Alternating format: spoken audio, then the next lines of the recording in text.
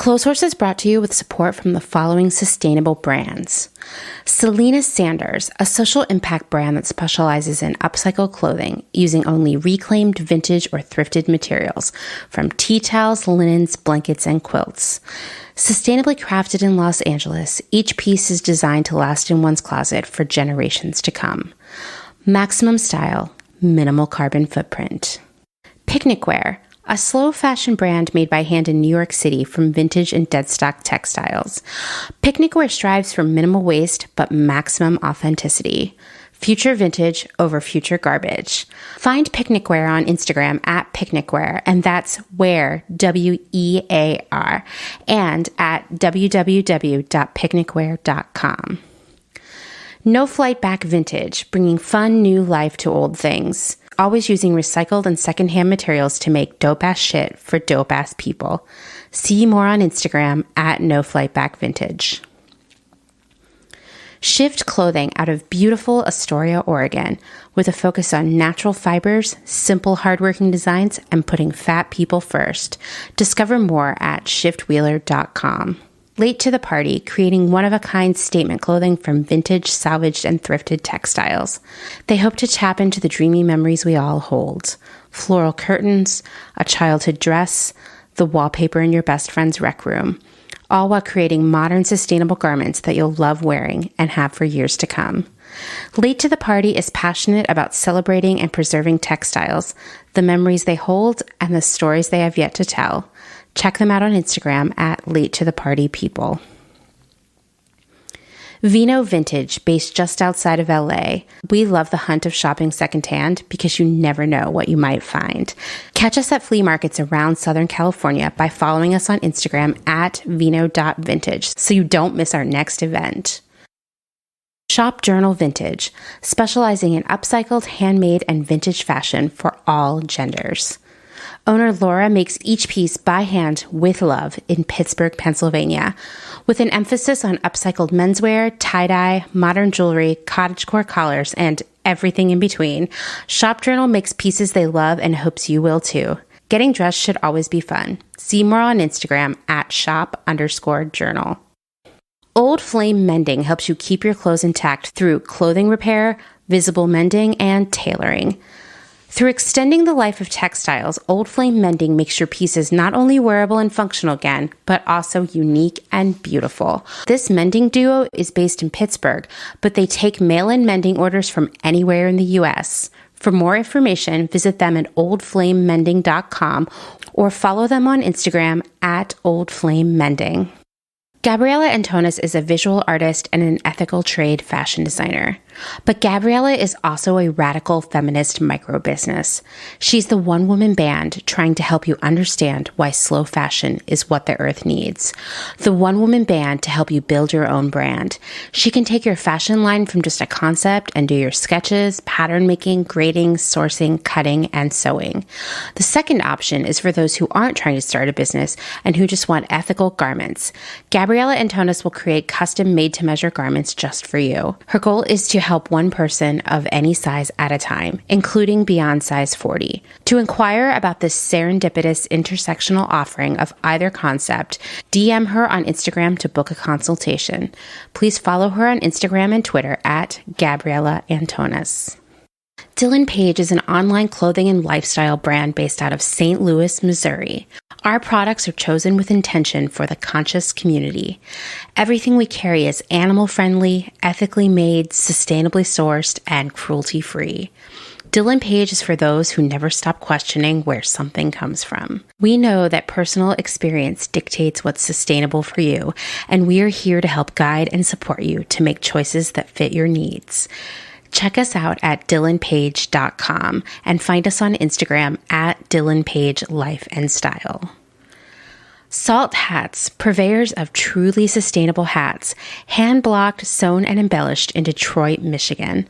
Find us on Instagram at Salt Hats.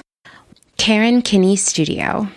Located in Western Massachusetts, Karen specializes in handcrafted earrings from found, upcycled, and repurposed fabrics, as well as other eco-friendly curios, all with a hint of nostalgia, a dollop of whimsy, a dash of color, and 100% fun.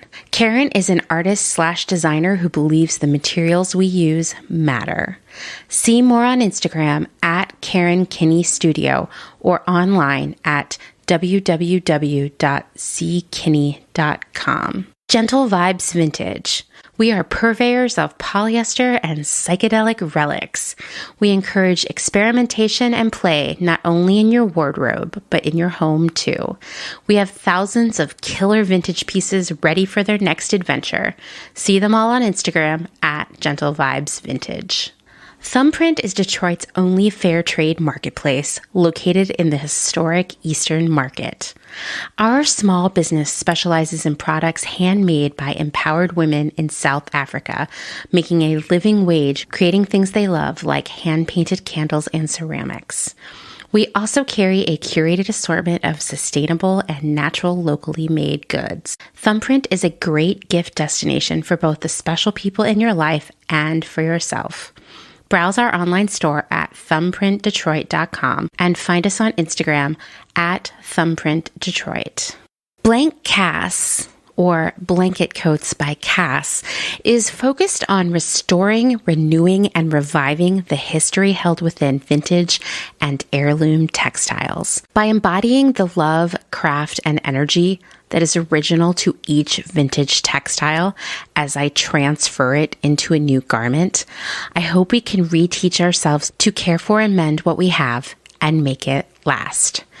Blank Cass lives on Instagram at blank_Cass, and a website will be launched soon at blankcass.com. Located in Whistler, Canada, Velvet Underground is a velvet jungle full of vintage and secondhand clothing, plants, a vegan cafe, and lots of rad products from other small sustainable businesses. Our mission is to create a brand and community dedicated to promoting self-expression, as well as educating and inspiring a more sustainable and conscious lifestyle, both for the people and the planet. Find us on Instagram at shop_Velvet Underground or online at www.shopvelvetunderground.com. St. Evens is a New York City-based vintage shop that is dedicated to bringing you those special pieces you'll reach for again and again. More than just a store, St. Evens is dedicated to sharing the stories and history behind the garments. 10% of all sales are donated to a different charitable organization each month. For the month of May, St. Evens is supporting Labor Behind the Label, an anti-sweatshop campaign working to improve conditions and empower workers in the global garment industry. New vintage is released every Thursday at wearstevens.com with previews of new pieces and more, brought to you on Instagram at wear_st.evens. That's Wear St. Evens.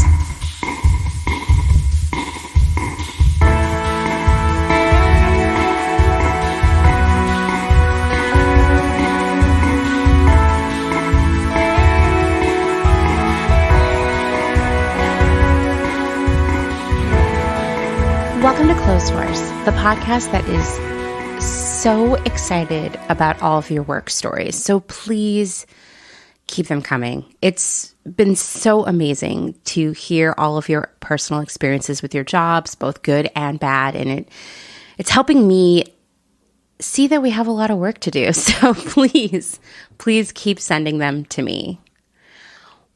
I'm your host, Amanda. This is episode 75, which is a pretty big number. And we're getting deeper into Labor Month. We have all kinds of labor talk, #labor talk, is that a thing? In today's episode. Our special guest is Sarah, and she's here to talk about modern slavery, the severe exploitation of other people for personal or commercial gain. We're going to talk about prison labor, marriage schemes in India, and so much more. These are things that are happening around the world right now, but just don't get a lot of coverage in the media. They're sort of like open secrets. And I'm really committed to talking about this stuff more and more. So I can't wait for you to listen to our conversation. Before that, I have 3 more work stories from members of our community. And like I said, please keep them coming. Sharing our stories is so important for helping others see their own experiences more clearly, and it helps us all create our own values and priorities when it comes to where we work, how we work, and who we give our money. So keep them coming. You can email them to me. You can call the Clotheshorse hotline. That number is in the show notes.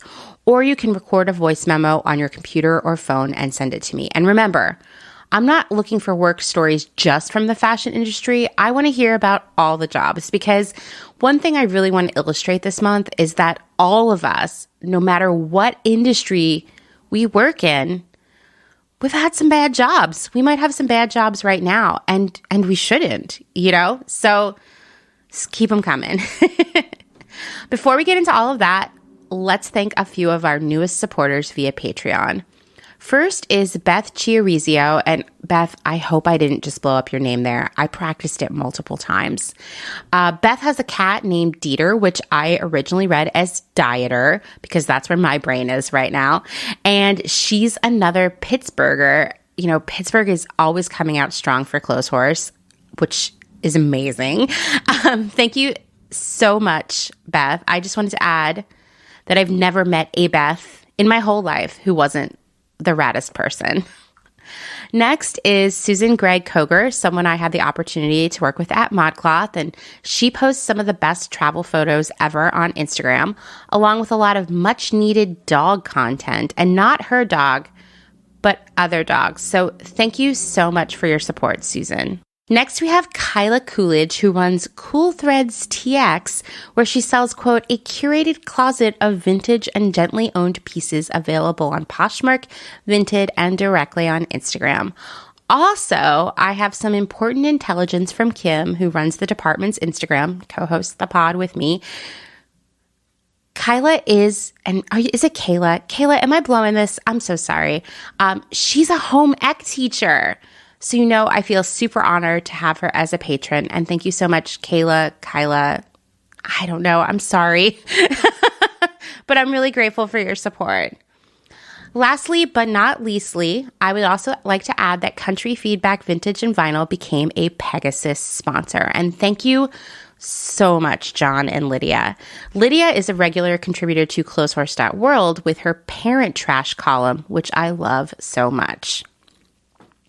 If you're interested in joining this group of the coolest people ever by supporting my work on Clotheshorse via Patreon, you can find out more at patreon.com/clotheshorsepodcast.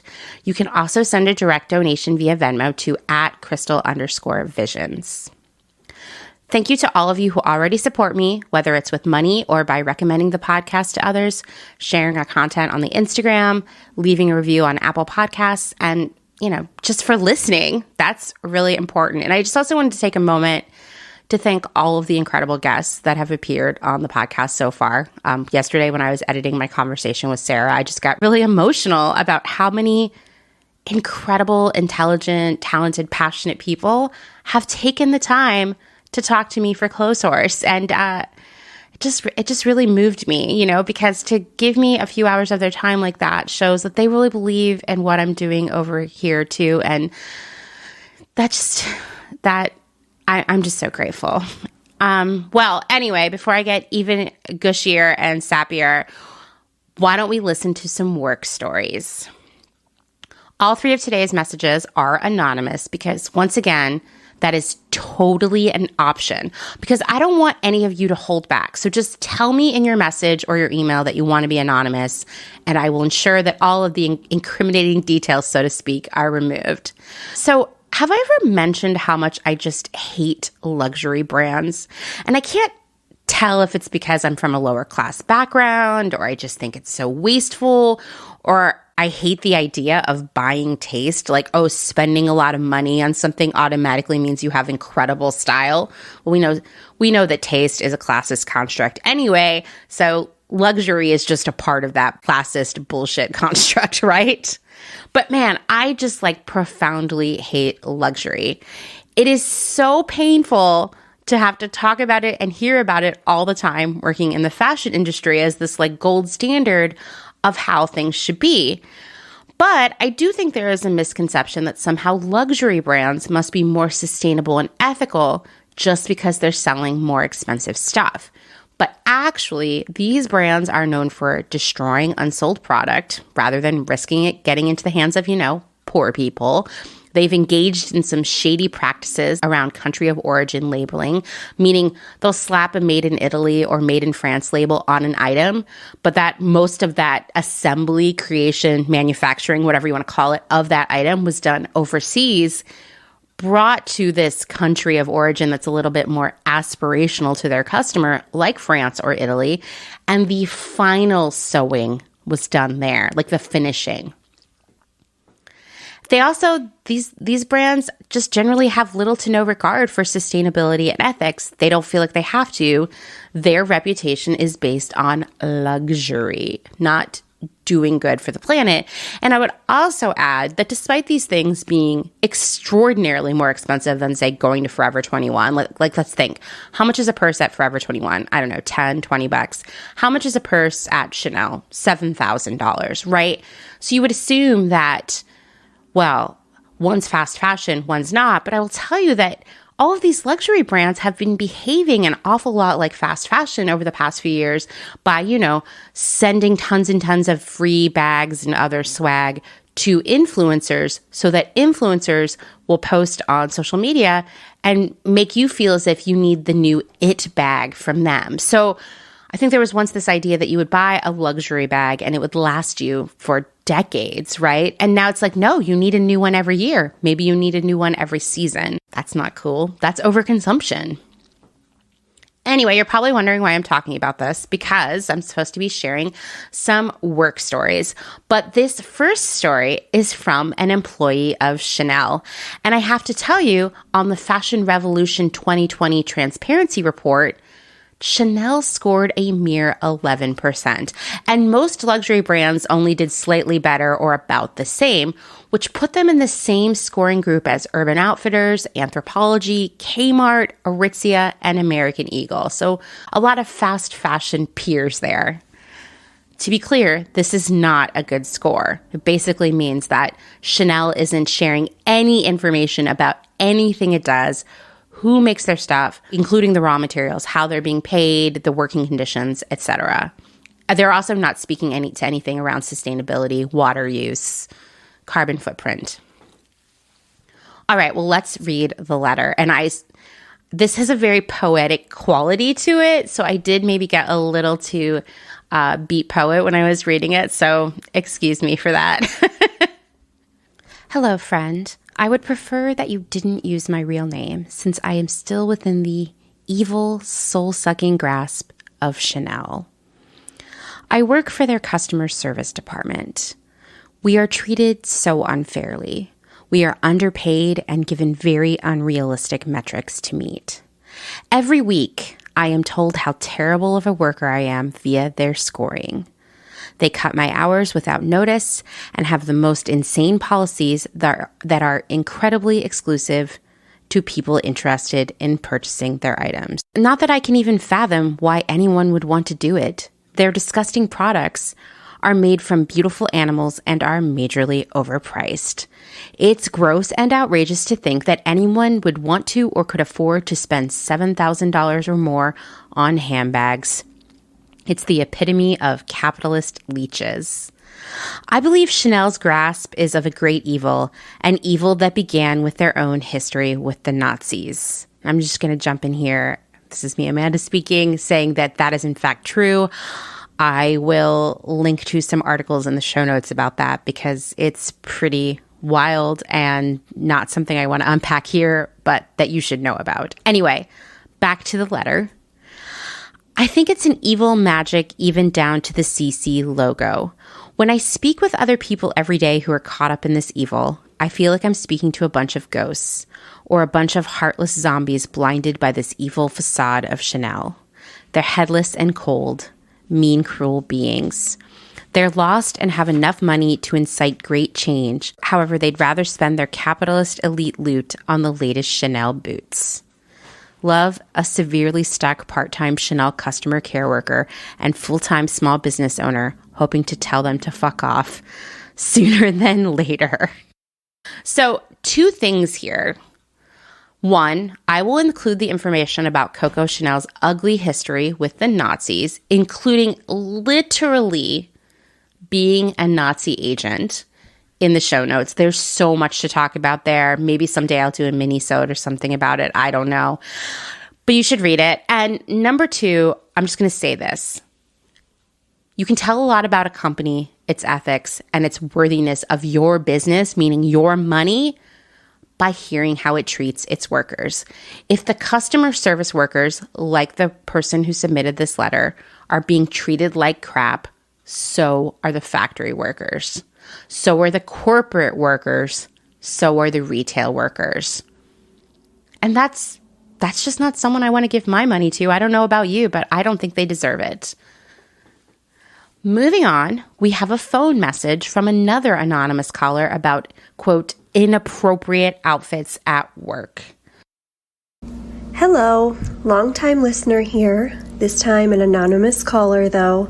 Just calling in with some thoughts on Labor Month topics. One thing that I've realized while working from home during the pandemic is how much of a good shift the work from home environment has been for me personally. I work in a very uncreative industry, a corporate office type environment, and many days getting ready for the office, I would get very anxious about how to dress. I've had coworkers who were sent home for quote unquote inappropriate clothing when really there was nothing inappropriate about it.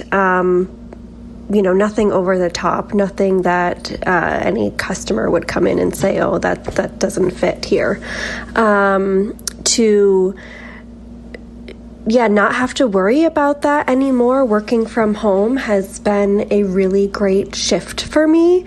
I feel a lot of my coworkers are really getting anxious to go back into the office, and personally, I hope not to do that because it does just take sort of this weight off my shoulder of wondering how a certain outfit's going to be perceived, especially as a creative person. Sometimes I like to have that overflow into my outfit choice for the day, but then I'd always sort of be battling with it internally. Is this something I should or shouldn't do? Is it pushing the line too much? Again, people have been sent home for outfits you should not be sent home for. That was just my take on how a positive side of this switch to working from home has been for me. Thanks. So I hate the idea that adults can be sent home from work for being so-called inappropriately dressed as if they are in high school. I mean, I hate high school dress codes too because they're just a way of policing young girls' bodies. But I think if your job isn't dealing with customers and there aren't uniforms or safety issues, why are you being sent home? Something smells wrong with this, and I feel like there's other unfair, unethical stuff happening in this caller's workplace. And if someone is going to be so strict about dress code, then it either needs to be spelled out in excruciating detail in the employee handbook, which is, for example, how airlines do it for flight attendants, or there need to be company-provided uniforms, period. I just can't help but think this policing of employee dress is based on racism, classism, and sexism because inappropriate is not a measurable term, right? So that means it's subjective. That means inappropriate varies in the eye of the beholder. And if you're already biased against an employee because of their race, their body size, their gender, anything, you're going to be more likely to think their clothes are inappropriate. And I just don't think that that's okay. It sounds like a really stressful environment to work in. It's just a way to hold power over someone else and then make them feel bad about themselves. It's a way to act out your biases in real time. It's just terrible. Have any of you ever been sent home for work for being inappropriately dressed? I mean, if you were, what were you wearing? How did you feel? Call me and tell me about it. The last story is a long one, and I'm going to read it. And it's about a designer's journey from fashion school to the industry. I've been working in the fashion industry since 2014. I currently work in the design department at a large corporate brand that does a lot of licensees and lines for Walmart, TJ Maxx, Marshalls, etc. I feel gross clocking in, and I have a pretty horrible experience here, but let me start from the beginning. I'm of the belief that as a designer, the exploitation really starts out in design school. I went to a cheap option, FIT, but of course, I'm still in a ton of student debt. We all know the student loan system is predatory for pretty much everyone. That's nothing new. But design school nearly broke me in other ways as well. FIT and fashion schools in general are known for being rigorous, but they definitely crossed a line. Not only is the coursework extremely demanding, I spent more hours in the classrooms taking all of my various classes than my sister did in pre-law. But the amount of work we were expected to do outside of class is also ridiculous.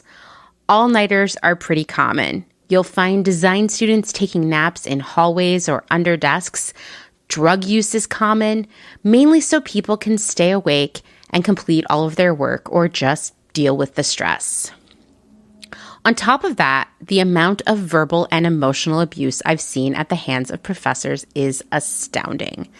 That's not to say that I didn't have great, encouraging professors or that I didn't learn a lot from those bad ones, but I have had a professor tell us not to leave the building when the fire alarm sounded. That same professor told us to quit your jobs, break up with your boyfriends. My class is your biggest priority now. Jeez, so embarrassing. I had another professor tell us he looks at us and weeps for the future of the fashion industry because we were pathetic. And then he said, "Don't bother reporting me. I'm the old department chair. I'd have to shoot one of you to get fired." The school policies regarding lateness and absences are ridiculous as well. I have seen professors demand to see a death certificate of a classmate's family member after they missed 2 classes to attend a grandparent's funeral. There's so much subjectivity too. I've had professors mark my grade down because they just don't like that color aesthetic technique, and the sentiment that you should treat your professor as your boss is extremely common. There were also professors who loved to require us to buy certain expensive materials like $40 a yard fabric, and when someone asked about a more affordable option when applicable, it was common to hear responses like, "Do what you want, but your grade might suffer." There was also racism too. I'm white, so I only saw the tippy top of the iceberg, but I have seen professors deliberately mispronounce or refuse to learn how to properly pronounce Asian and other foreign students' names. Fashion school was rough. I had several emotional and mental breakdowns during my time there. Seeing other students cry in stairwells and hallways was common, but it ramped up when I entered the job industry. At my first internship, I actually had to pay to work there. It was for school credit. I had to pay my school to take an additional course. It was an extremely cold winter. I would spend entire workdays running errands in the garment district on my feet, eating my lunch on the subway because I was too poor to eat in a restaurant and too cold to eat on a park bench. I thought this internship, because it was with a ready-to-wear brand, would open doors for me. It did not. One of my other internships was also unpaid and also for credit, but took place during a study abroad period for me, so it was in Europe. This was slightly better. 2-hour lunch breaks, hands-on learning, more flexible hours, etc. But at the end of the day, I still worked 40 hours a week for 2 months for 0 pay. I didn't even get a free sample or a lunch out of this job, and I was more than just an errand girl. I designed prints, designed garments, did pattern making, sewed prototypes, and presented prints to clients, etc., all for no pay. Then I started my first real job for minimum wage at a startup brand. I was working more than 40 hours a week for what came out to about $9 per hour and no benefits. The workplace was entirely toxic. The owner, founder, and CEO had no boundaries, and both the owner as well as the designer I worked under would constantly share way too personal stories about their sex lives and personal relationships. The owner would constantly gaslight us and say I never said that, to the point where I had to ask her to put all of the design changes in writing. When the designer above me quit, instead of hiring someone with more experience to take her place, they promoted me, someone who hadn't been out of school a year, to senior designer position. I then had to deal with the owner calling me and sending me emails in the middle of the night. She left me voicemails and emails that were so garbled that it became clear she had some kind of substance abuse problem. It was common for her to push alcohol on us if she ever took us out to lunch, and while she never did it to me, she was known to grab employees by the shoulders and yell and call them stupid or ungrateful. She also wanted to be our fit model and have everything fit her like it was custom made. Then anytime a customer had a fit complaint, we would make those fit changes to the following season. This led to me changing a pant length 5 times. She also stated that she didn't make clothes for fat and poor people. Not a cute look. Obviously, I left this place. I started a job at another small place that made brightly colored dresses for #girl bosses. They touted equality, sustainability, and feminism. Sounded great on the surface, but I learned pretty quickly that it was entirely bullshit. The sustainable aspect of the brand was that the poly and nylon dresses could be machine washed. Yeah, this sounds about right. That was it.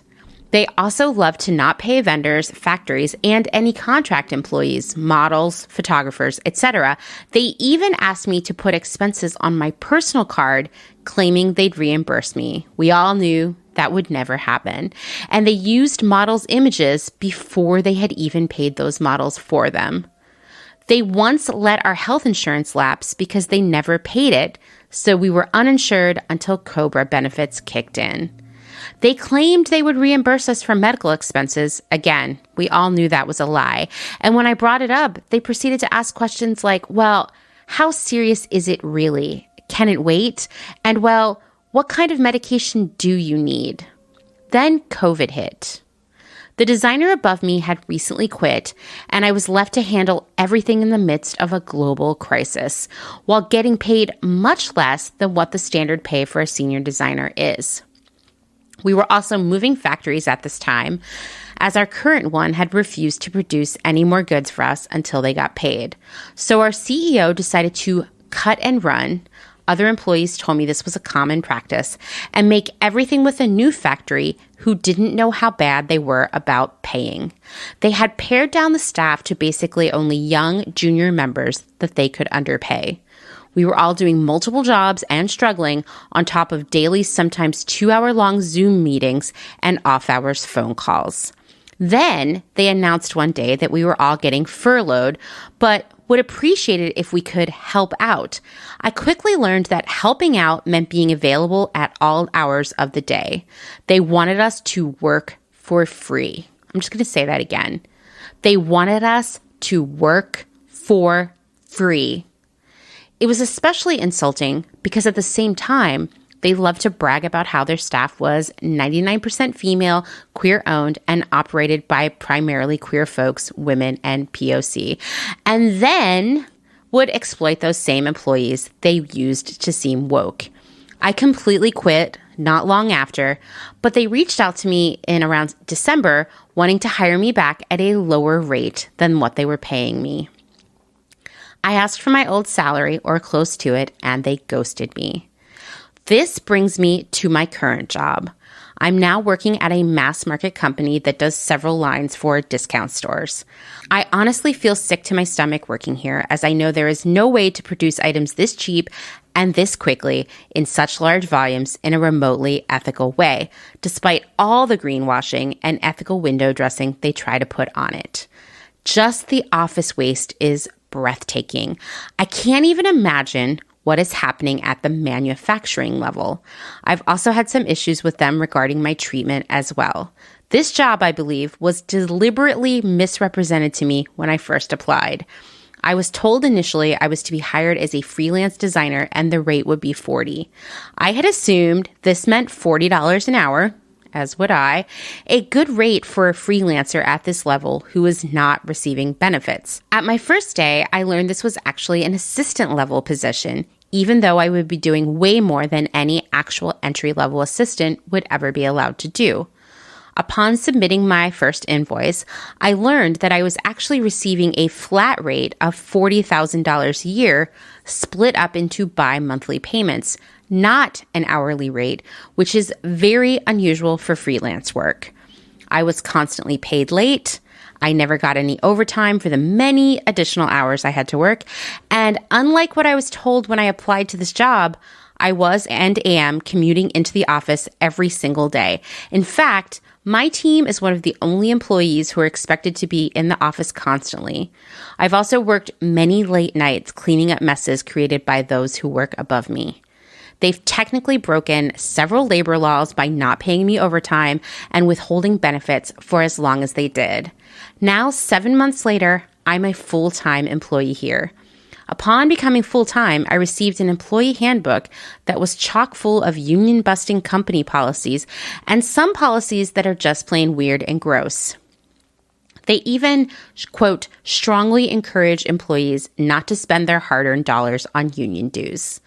I am searching for a new job, but it's becoming harder and harder to work as a designer and feel good about what you do and feel like you're being compensated and treated fairly. There's also other odd practices, like docking salaried employees' pay if they do something like work through lunch and leave early, even if they've completed their hours for the day. Certain employees, i.e. the underpaid ones, are not allowed to use the single-use executive bathrooms, even though it is impossible to social distance in the group bathrooms. Not to mention, coworkers were removing masks in bathrooms to do things like wash their face or brush their teeth. I work late almost every day, and I'm overall burned out.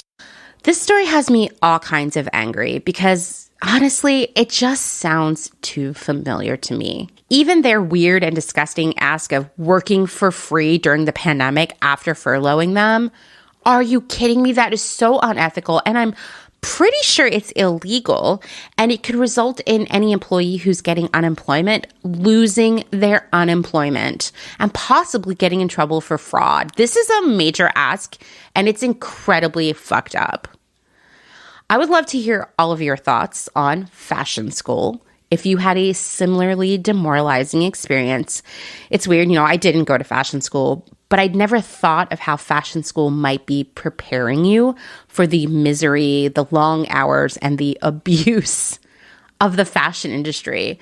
But now I see a very strong link between the two. So I just want to hear if that's a common experience for the rest of you.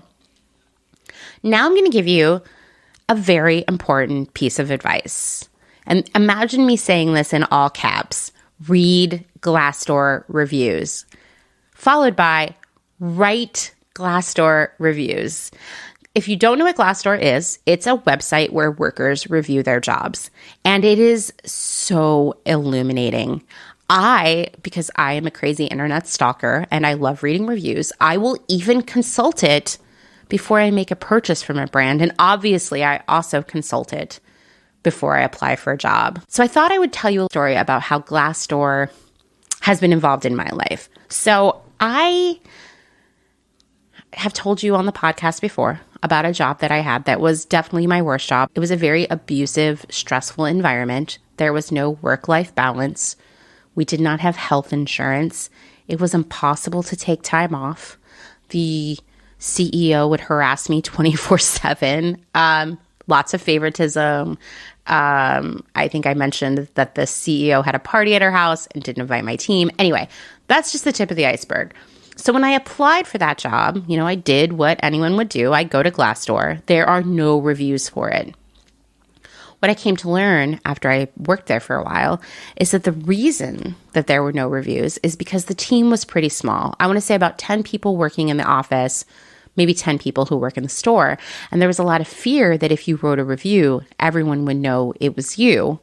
And the CEO was incredibly vindictive and would create problems for any former or current employee who wrote a review. I mean, everyone lived in fear of her. And whether it was true or not, she definitely encouraged, if you will, the belief that she had a great hold on the entire city and you would never work again.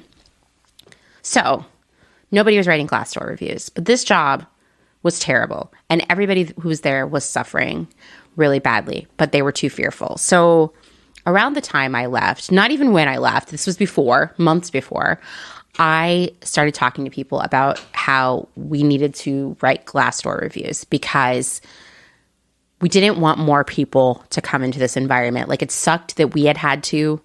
We were surviving it. We would be coping with some of the stuff that we'd experienced there for quite a while, but we didn't want other people to have to go through that. But there was so much fear about writing reviews. And so I had to really organize sort of like a review storm where a bunch of us wrote reviews all at once. It was hard. People were fearful. We had to make sure they all posted at the same time. And what happened was then slowly every worker that would leave would write a review. And this is after I was even gone, to a point where I want to say this company has about like 25, 26, maybe more reviews. And that was amazing because us being brave and banding together and encouraging others to do it, encouraged others to do it, and hopefully also kept them away from the job.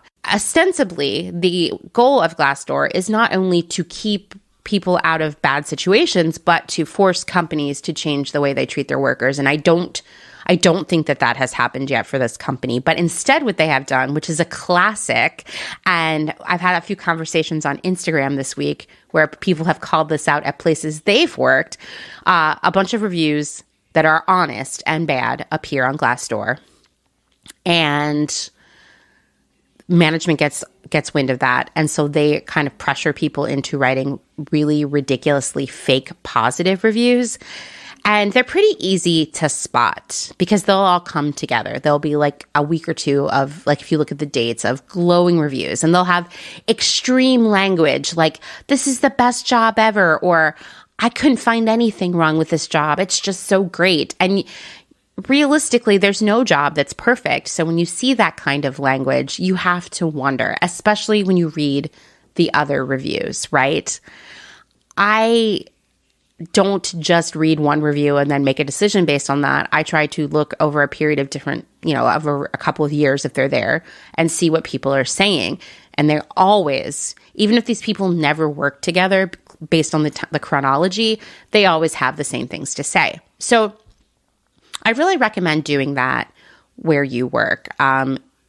This letter made me think a lot about all the brands where this person has worked, and how it would be beneficial for other people to know these places weren't that great. A few years ago, when I was still at a really terrible job and desperate to get out of there, my friend sent me a listing from somewhere for a job opening at Bando, and I was really excited. So Bando makes like gifts and they sell clothes, and they're based in LA. And so I was ecstatic because their style is really cute and they're based in LA, so I can move back to LA. And I was like, this would be a dream job for me. I'd been wanting to get out of clothing and learn other categories. And I was about to apply, and then I was like, you know what?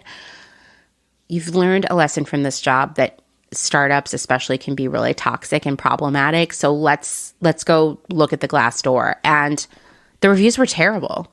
There was, no work-life balance, a lot of bullying, racism, just bullshit that I didn't want to deal with again. It reminded me too much of the job I worked in already. And so I didn't apply. And so I'm really grateful for all of the people who worked at Bando at that time, who probably were very fearful of writing a review because it's a small team as well.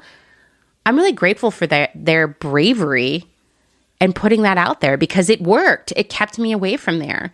And I will tell you, anytime there's a blow up about one of these shitty brands, these brands that seem like they're doing so good on the surface, and then it turns out they're toxic under the covers, when that kind of news bubbles up, the Glassdoor reviews are always cited as proof. And I love that. I've seen it with Away, I've seen it with Everlane, with Bando, even with that terrible place I worked. They had a minor dust up last year about not paying people, and that came up. People were like, have you seen their Glassdoor reviews? I'll never give this company money again. So I think it's really important to share your experiences. I'm just going to say it again. Read the Glassdoor reviews. Write the Glassdoor reviews. Now, if a job doesn't have Glassdoor reviews yet, for whatever reason, I would suggest asking around it to anyone you might know, a friend or an acquaintance, a friend of a friend who's worked there. This was really beneficial to me in a pre-Glassdoor era when I was pretty early in my career. I was over my job and it was like, gross mean girl situation. And I just wanted to move away and do something different with a different company. And a recruiter from Forever 21 reached out to me. Now, I know you're like, oh God, Forever 21. But remember, I was already working in fast fashion and I worked in an office full of really mean people. There were also some great people, but very dysfunctional, lots of bullying, cruelty, people crying all the time. Classic mean girl stuff. And I was like, well, how could Forever 21 be worse than this? So I was mentioning it to another friend at work who was like, so-and-so, remember her? Well, she works there now. You should just email her. And I emailed her and she was like, listen, I can't, they read our emails here. So I'm going to call you after work. What's your phone number? And she called me. And she told me, she was like, don't take this job. I'm an associate buyer here and I still have to work a second job to pay my rent.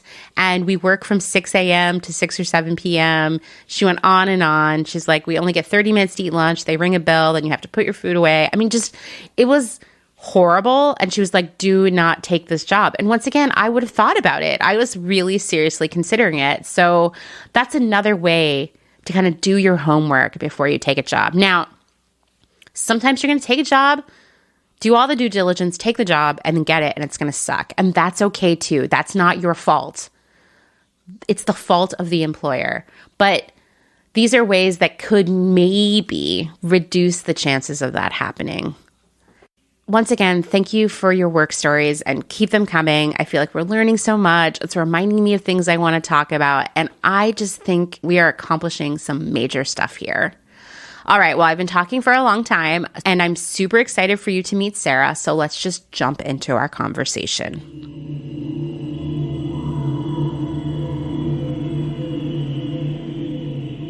All right, Sarah, well, this is your first appearance on Clotheshorse, so why don't you introduce everyone to you?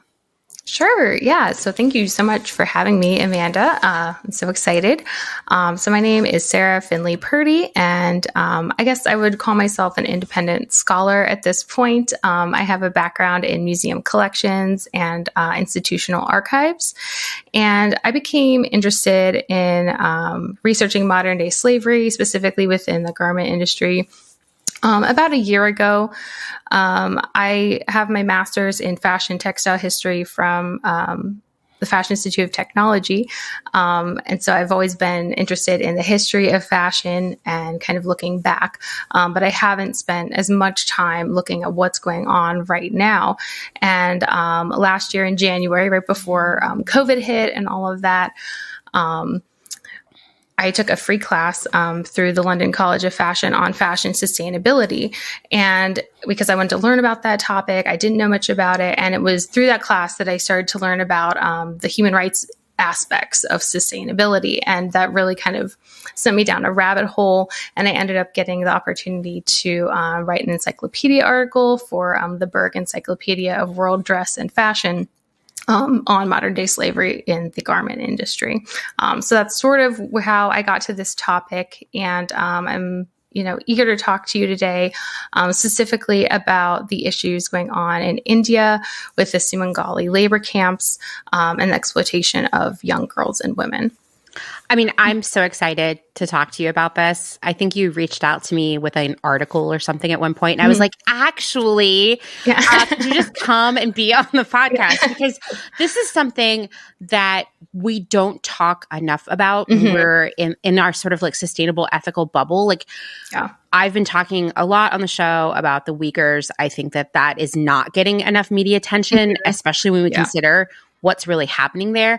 But I think it's important to remind everyone who's listening to this that that's not the only case of forced labor of modern day slavery in the apparel industry. And it's not a new thing either. Right. Yeah. It's so much more widespread than you would think. You like to think that we are not in an era of this kind of stuff anymore, and you couldn't be more wrong, you know? So you used the term modern day slavery. What is that? What does that mean? Yeah. So modern day slavery, some folks like to define it as contemporary slavery. Sometimes you'll see different terms thrown around. Typically, that can include things such as forced labor, but essentially it is an umbrella term for several different practices. A definition that I really like from the UN. This was for a statement they put out for Slavery Abolition Day back in 2015. They said, although modern day slavery is not defined in law, it's used as an umbrella term covering practices such as forced labor, debt bondage, forced marriage, and human trafficking. Whenever I was trying to develop my own definition for the article I was writing for Berg, I did include supply chain exploitation in that.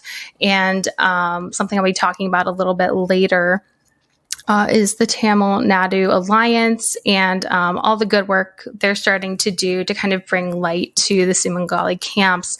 And they also define this form of slavery this way.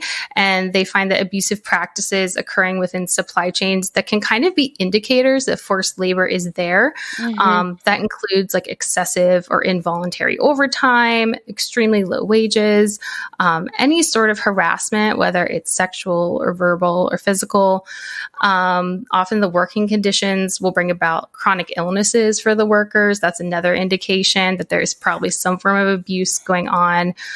There's usually unfair or shady recruitment practices, and we'll get into that a little bit with this discussion. There's also often a lack of freedom of movement, or you cannot leave the job under penalty of some sort of retribution or even death in some cases. So those are indications that it does exist, whether it's in the garment industry or other industries as well. And my guess here, just as someone who has worked in the industry and, spends a lot of time thinking and writing and talking about it, is that this modern day slavery within the apparel industry is really, and you can tell me if I'm wrong here, driven by low costs, because you don't get much cheaper. Absolutely. Than barely or not at all paying someone. Absolutely. Right. Yeah.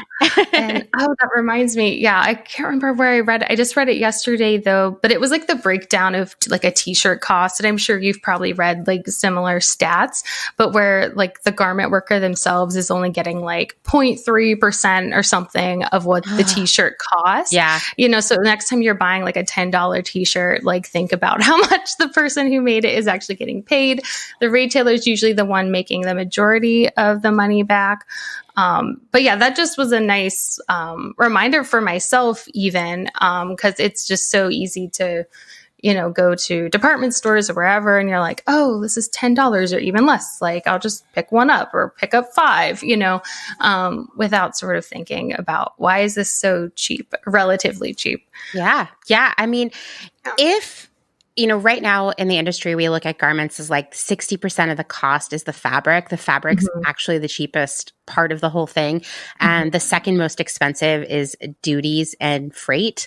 So duties, obviously, like the tariffs you pay to bring stuff in and out of a country. Freight, it used to be via boat. It was pretty cheap, but now frequently it's via airplane. It's substantially more expensive. And then you break down the rest of the expenses of the garment, like the trims and whatnot. And the sewing, the actual making of everything, the sewing, the making of the fabric, all of that is at the bottom. And I think that says something because sewing is highly skilled. All making fabric, printing fabric, everything is highly skilled. And I think that's really terrifying when we say, oh no, the shipping, we spent more money on the shipping than the people. Yeah, exactly. So of course I have my own guesses here, but who does this modern day slavery primarily impact? So it primarily impacts women. Absolutely. They're definitely near the top of the stats when you start breaking these things down. I would say women and children are both disproportionately affected. It obviously affects men too, but they are often targeted depending on the part of the world they're in, depending on the cultural practices, the way women and children are viewed. And they often don't have the knowledge about, essentially workers' rights. They usually aren't taught those things the same way that a man might be taught those things. That's definitely the case in India from what I found through my research, unfortunately.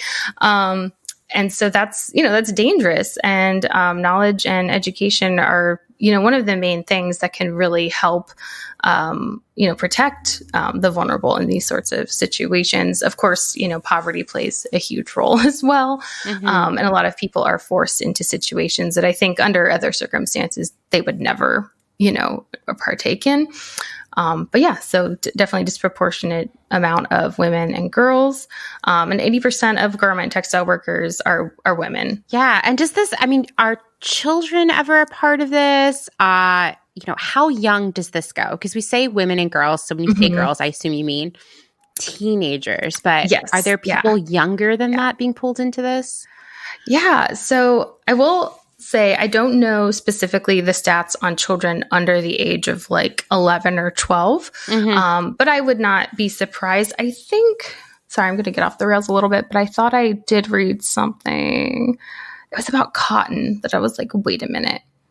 I mean, I anything bad you've read about cotton, I believe, because the more I read about cotton, the more upset I get. It seems that forced labor and labor violations are such a key component of the cotton industry. Yes, absolutely. It's wild. I would say it relies on that. So at least in the cotton farms that are in southern India, they rely heavily on young girls and children. And it said at least these stats, I think these were like as of like 2012, that more than half of the workers were under 14 years old. Oh. It didn't specify, exactly their age. But yeah, we're talking about, a lot of this workforce, especially when we start talking about the Tsumungali camps, they definitely are minors, at least by our like Western definition of that. It's the thing about cotton is they think that, the average person who has some knowledge about fabric and the industry, if they go into a store and they can choose between like a polyester shirt and a cotton shirt, they're always going to go with cotton because that feels like the better option. Sure. And it is, but nothing that we can buy is the perfect option because, for example, cotton is so the whole, there's like no transparency into the supply chain for cotton. I mean, because it's literally grown on a farm. It's a lot more challenging. And this is where a lot of forced labor and other really sketchy practices come into play. Yeah. So where does forced labor, modern day slavery happen? Yeah. So that is such a great question because I think sometimes when people ask that, they just assume that it's, somewhere else, in quotes, somewhere else. It's somewhere else. And it's like, but it is here, on our soil, on our turf as well. And a resource that I think is really helpful in breaking down the locations of these issues is the Global Slavery Index. They were really crucial for my research into this. The last study they published was in 2018. Up until that point, it seems like they tended to publish like every other year, every 2 years. I'm sure they didn't publish last year for, obvious COVID reasons. Yeah.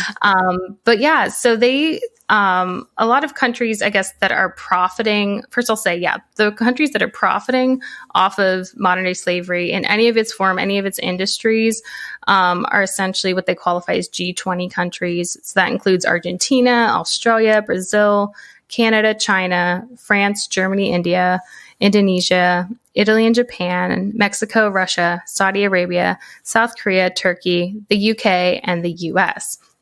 Now, within some of those, you also have very large, so like they're profiting off of it and utilizing the resources, and purchasing things. But some of these countries are also very active players in those, in these problems.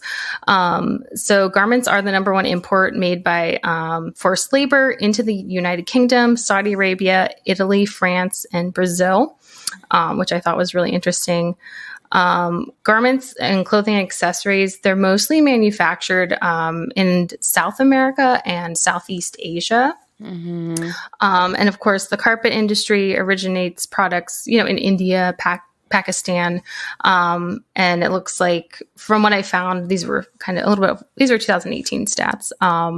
The cotton was coming from Kazakhstan, Tajikistan, and Turkmenistan.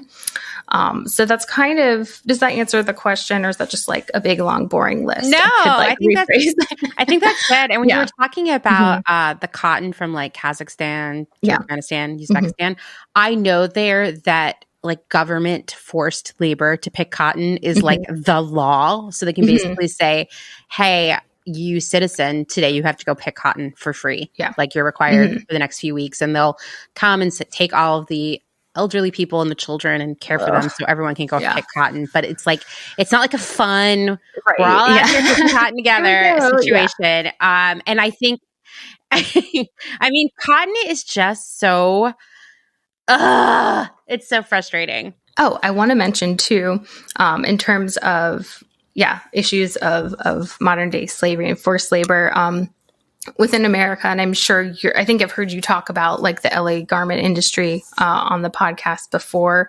But whenever I was doing my research, just looking more into like the 13th Amendment and the profiting off of prison labor, and how that's just like still been something that has happened in this country up until very recently. So I guess there's two problems there. Like there's the prison labor, and then there's also the sweatshops in LA that often will take advantage of undocumented peoples, women and other things like that. And I thought it was interesting because I think it was up until like the early 2000s, like Victoria's Secret was finally called out for using prison labor. It was like out of a facility, I think in North Carolina. And that blew my mind because I had no idea. I knew they were fast fashion and all that, but it's very fascinating, and how a lot of times things get slapped on with the, made in America. And it could very well have been made by prisoners in America, for little to no pay. And there was even something I'd read, that around the turn of the century, when labor unions were forming and there were strikes, oftentimes prison labor was a way to sort of like, almost, the prisoners were almost like the scabs in a way. But then companies could essentially just purely profit because they didn't have to pay workers' wages. So that was just really appalling to me. But that is, those are the kinds of things that, the 13th Amendment has protected. And it continues to, create issues. Yeah, I don't think we talk about prison labor enough. Prisoners, they kind of have to work. It's not like you get a lot of options. So I would say it's pretty forced. And you don't get paid minimum wage to work as a prisoner. I would say it's comparable to what, people who are being paid poverty wages overseas are being paid. So ultimately, I would say that prison labor is the cheapest labor you can get in the United States legally. Yes. I would agree with that. I think saying that phrase out loud, there's like 1,000 things wrong with that, Yeah, absolutely. And I think it's interesting because this is something you can talk about with people who, I think are pretty sympathetic to the plight of workers overseas as much as they can be. And they'll still be like, yeah, but those people are in prison. So like that's a whole other line of thinking where prisoners don't deserve human rights, And I think that like indicates some like, I don't know. This is a different podcast topic, but just our attitudes about the criminal justice system and people who commit crimes, because it kind of implies that the criminal justice system is always right and never flawed, and anyone who's in prison is somehow an irredeemable character who should have to sew panties for Victoria's Secret for 5 cents. Right. Yeah. Yeah, I know. And it's just, it's such a sad stripping away of humanity. It's like a total like unforgiveness. It's like you you don't get to really be a human anymore. Like, that's it, you're done.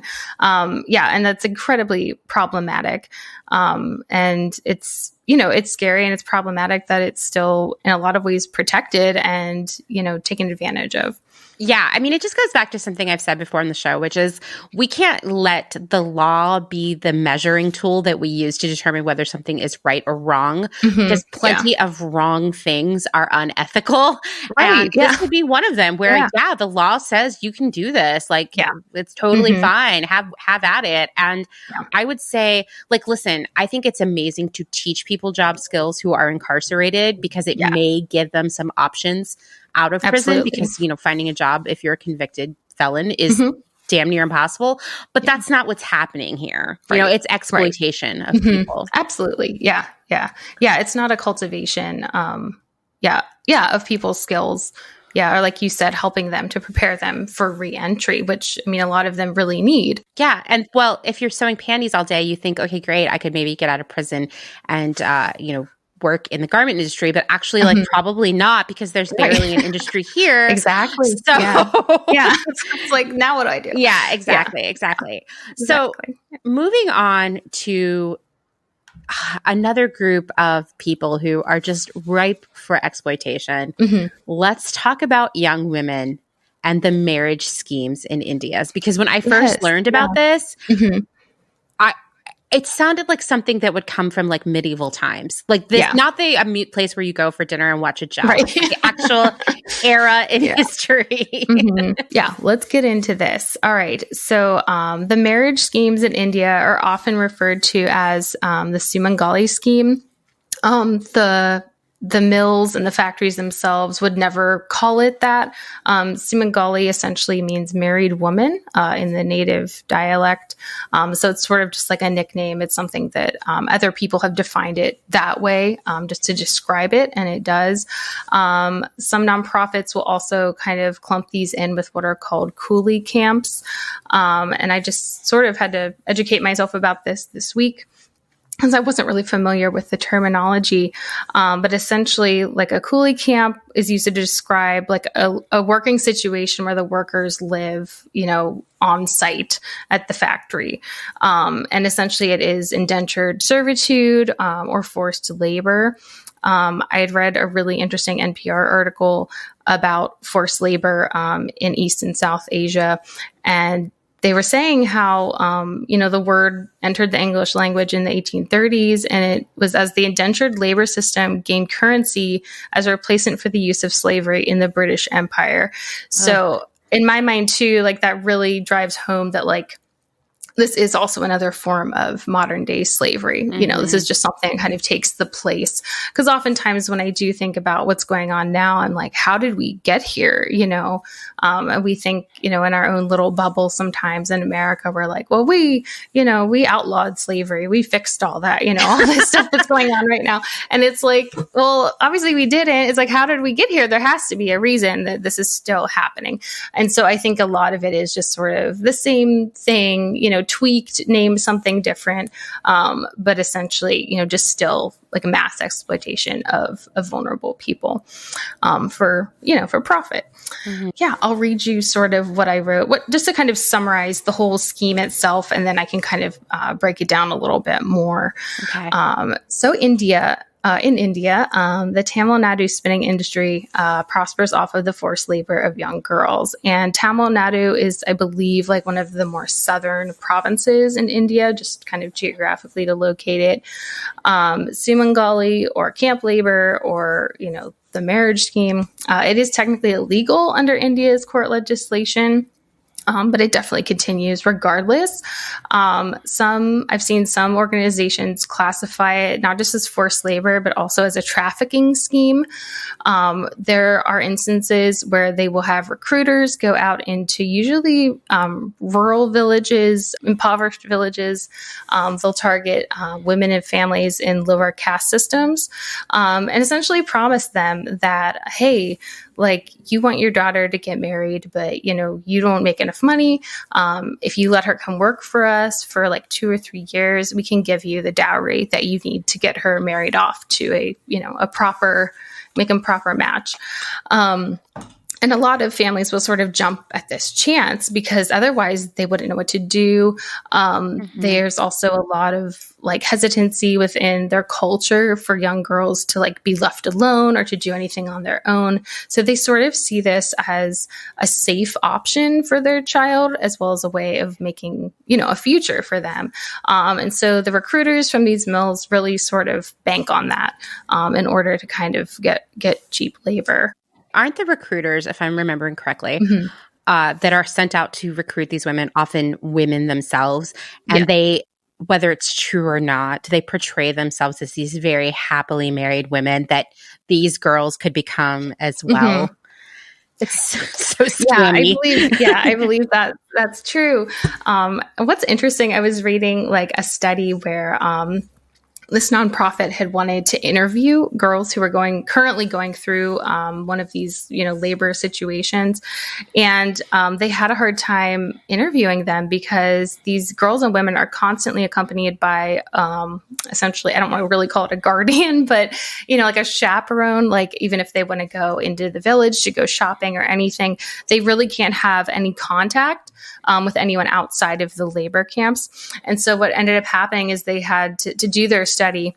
And they ended up just having to interview women who had gone through the whole process and then gotten out. But that just was sort of, terrifying to me too, like just how restricted their movement was. Sometimes they can call their parents, sometimes they can't, things like that. And especially when you think about how young some of these girls are, where on paper they're supposed to say they're at least 16. But just from photographs you look at of some of these girls, like they're children, like they're definitely younger than that. And so the whole like rationale of the age of being either between 16 and 18 is that the ideal marriage would happen when they're like 20 or 21. So that's why it's like a 3-year contract. So you kind of, working your way there. And it is like a lump sum contract. What they don't always tell the parents up front is that there will usually be deductions if, you make a mistake in your work. Sometimes, food costs are deducted, housing costs are deducted. So you really are walking out of there with less money than is promised. Of course. Yeah. I'm trying to get a picture of this here. So these are young girls. They live on site where they're working. So I'm assuming in some sort of dorm situation. Yes. Yeah. And they are not allowed to go anywhere unescorted, right? Yes. Yeah. So do they get to go to school or, I mean, I probably not, right? I'm looking so naive here. There's no education options for these girls. And that's a huge problem. Oftentimes, the boys in the culture are encouraged to go to school, and are sent one way or the other, where the girls are not. And so essentially the girls are just like waiting to get married. Like that's kind of the whole point of their existence. And I hate to say it that way, but like that's how they're treated. And so it's kind of also seen like, if you're an unmarried woman, like you also have the time that you can go be in kind of this force. I hate to say it that way, but it's like I saw someone kind of put it that way, that you have the time to be in kind of a really intense work situation, to work these long, like 15-hour days or work overtime with that because you don't have a family yet to take care of. Whereas after the point of being married, some of these women will continue to work for these mills, but just as day laborers. So the hours are not quite as long. They could still kind of go home to their families at night and that sort of thing. And so is it nice to work there? Are the conditions good? The conditions are not good. No. So yeah, like I said, very long work hours. I think especially if you're a child, essentially, typically between 10 and 14 hours a day. But there is like forced overtime, like you cannot get out of it. It's often very unhygienic in the restrooms and in terms of like their menstrual care, like that's just, I think almost non-existent. And they have to work whether they're sick or menstruating or really anything. There's no reason they shouldn't be working. And then they, like I said, they live in like company owned housing, or sometimes it's more like a hostel sort of situation. So yeah, definitely not good working conditions. Injuries do happen. They don't have any sort of job benefits because they're essentially classified as apprentices. And I thought this was kind of fascinating because if you're an apprentice worker, legally, they don't have to pay you like above a certain rate. You know what I mean? So it kind of keeps the costs even lower for them. And I thought it was really fascinating. Like the contracts, the 2 to 3 year contracts come with a promise of making 25,000 to 50,000. I think it's rupees, Indian rupees. And that's equivalent to only 500 to $1,000 US. So for 3 years of work, the most you'll make is $1,000. And that is probably not going to happen because they're going to nickel and dime you. And so once again, this is working in the fabric mills. So they're making fabric, yes, probably cotton. It's often spinning. Yeah, absolutely. Wow. So are there meals provided for? Do they get clothing, medical care? I'm sure if they get any medical care, it's deducted from their paycheck. I can only see that. Yeah. So meals are definitely provided. I haven't really read record of medical care, so I can't say definitively yes or no. I'm assuming there has to be some kind of basic care, like because people will get injured. You know, you can't just, let someone, bleed or whatever, whatever the instance is. But I would say it's probably fairly minimal. And like I said, there is no sort of paid time off. There's no like sick days or anything like that. So they're kind of working through whatever they're going through, they're working through it. Yeah. So do you have a rough estimate of how many people this is impacting, how large this situation is? Yeah. So at least as of 2012, that was one of the last reports I read that was like really thorough. Each of the mills employs usually between 100 to 6,000 workers. And so you're talking about, with multiple mills, like all throughout the region, you're talking probably like a couple hundreds of thousands of women that this is impacting. Sorry, I thought I did have a number somewhere. It's okay. I mean, I know it's also like, it's like out in the open, but also secret. Yeah, absolutely. It's really, really weird. It's like, if you're in the sustainability, ethical manufacturing game, you know about this, but it's another thing that never seems to get any major press attention. It is 100% happening right now. I feel like when we talk about fashion and the workers in fashion, we talk a lot about China, we talk a lot about Bangladesh, maybe Indonesia. We rarely talk about India, and we're buying a lot of clothes from India. I mean, I can say based on my experience, especially if you are the person who sort of loves like a boho kind of style, if you like beading or cotton or gauzy clothing, any sort of embellishment, if you like leather belts and sandals and whatnot, that's all coming from India. Absolutely. Yeah. It's the other stuff that's like more modern, maybe less embellished, less gauzy and like earthy feeling that comes from China and Bangladesh and whatnot. And so like if you would describe your style as like bohemian, you're probably wearing some clothes from India right now. Yeah, absolutely. And it's what's kind of fascinating if you start to think about the supply chain, like with the spinning industry, that's what most of these are. I found that I think it's like, 80% of this is happening within the spinning sector, that, there's this forced labor in this way. A lot of the fabric is then going into the local Indian economy, but some of it is being exported to China and to Bangladesh. But after that, it's much harder to track, but it's very possible that like it's within the global economy, you know what I mean? Or the global supply chain.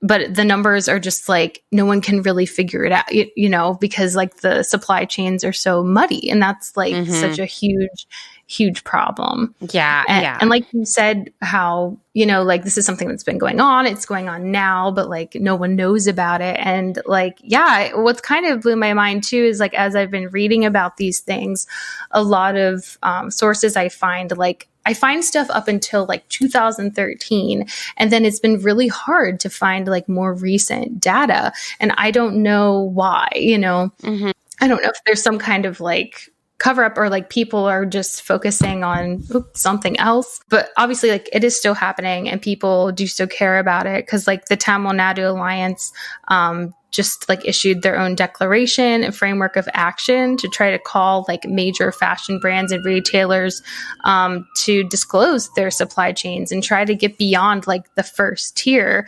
And so there's like Fashion Revolution has their whole like Who Made My Fabric campaign that they just launched this year to try to like support that framework of action and try to get more brands to disclose more information.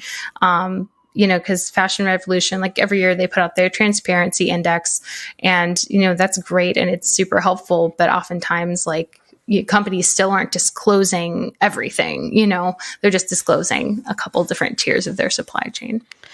Yeah.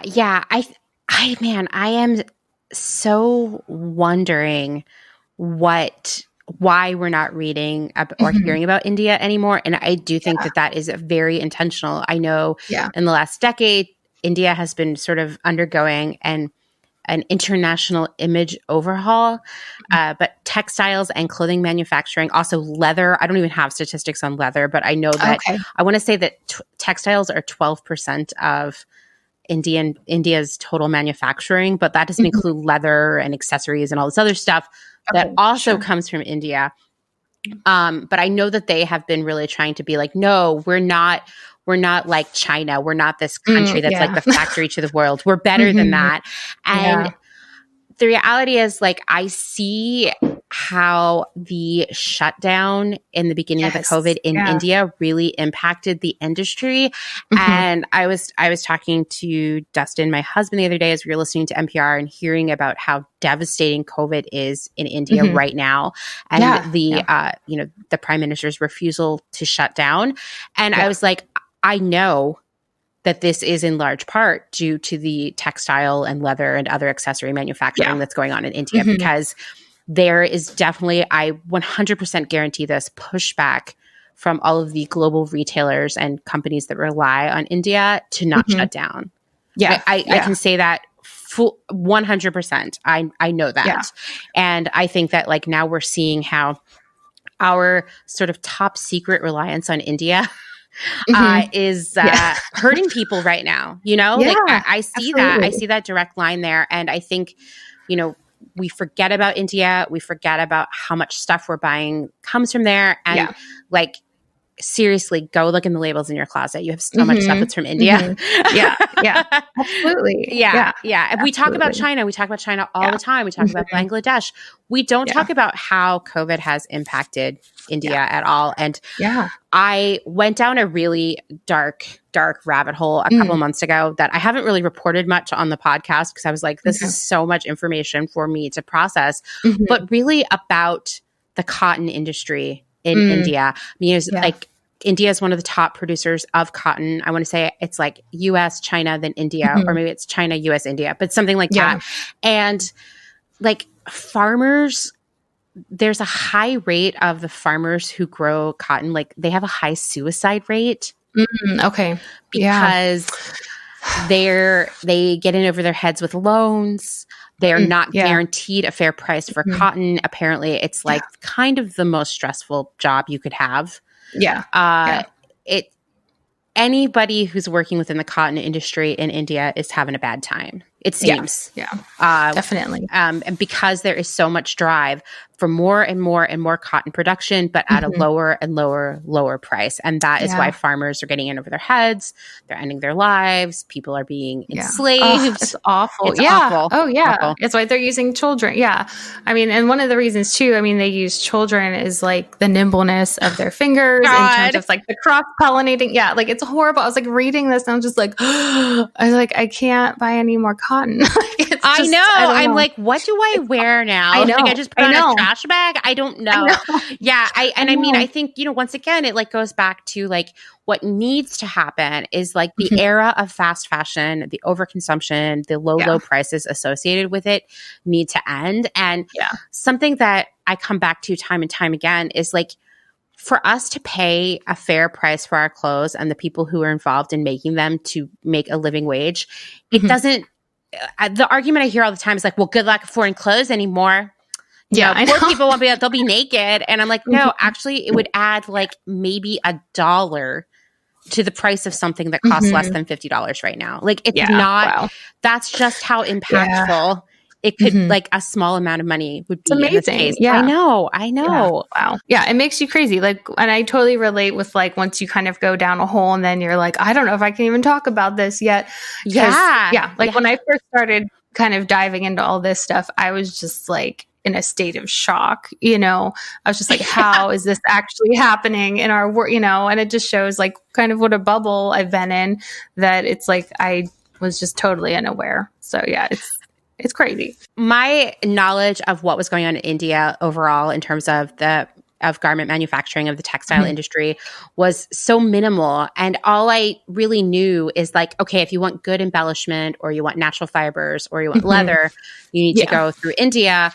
It will be more expensive, but like conversely in China, they don't make good fabric that has that same hand that feels as good. Yeah. They're not good at embellishment. The leather goods are usually like really stiff and not nice. And like, these are the things that are sort of drilled into your head when you work in the industry. So you see that these countries are both really important players in fashion and that they bring different things to the table, but you never talk about what happens to get that stuff there. Right.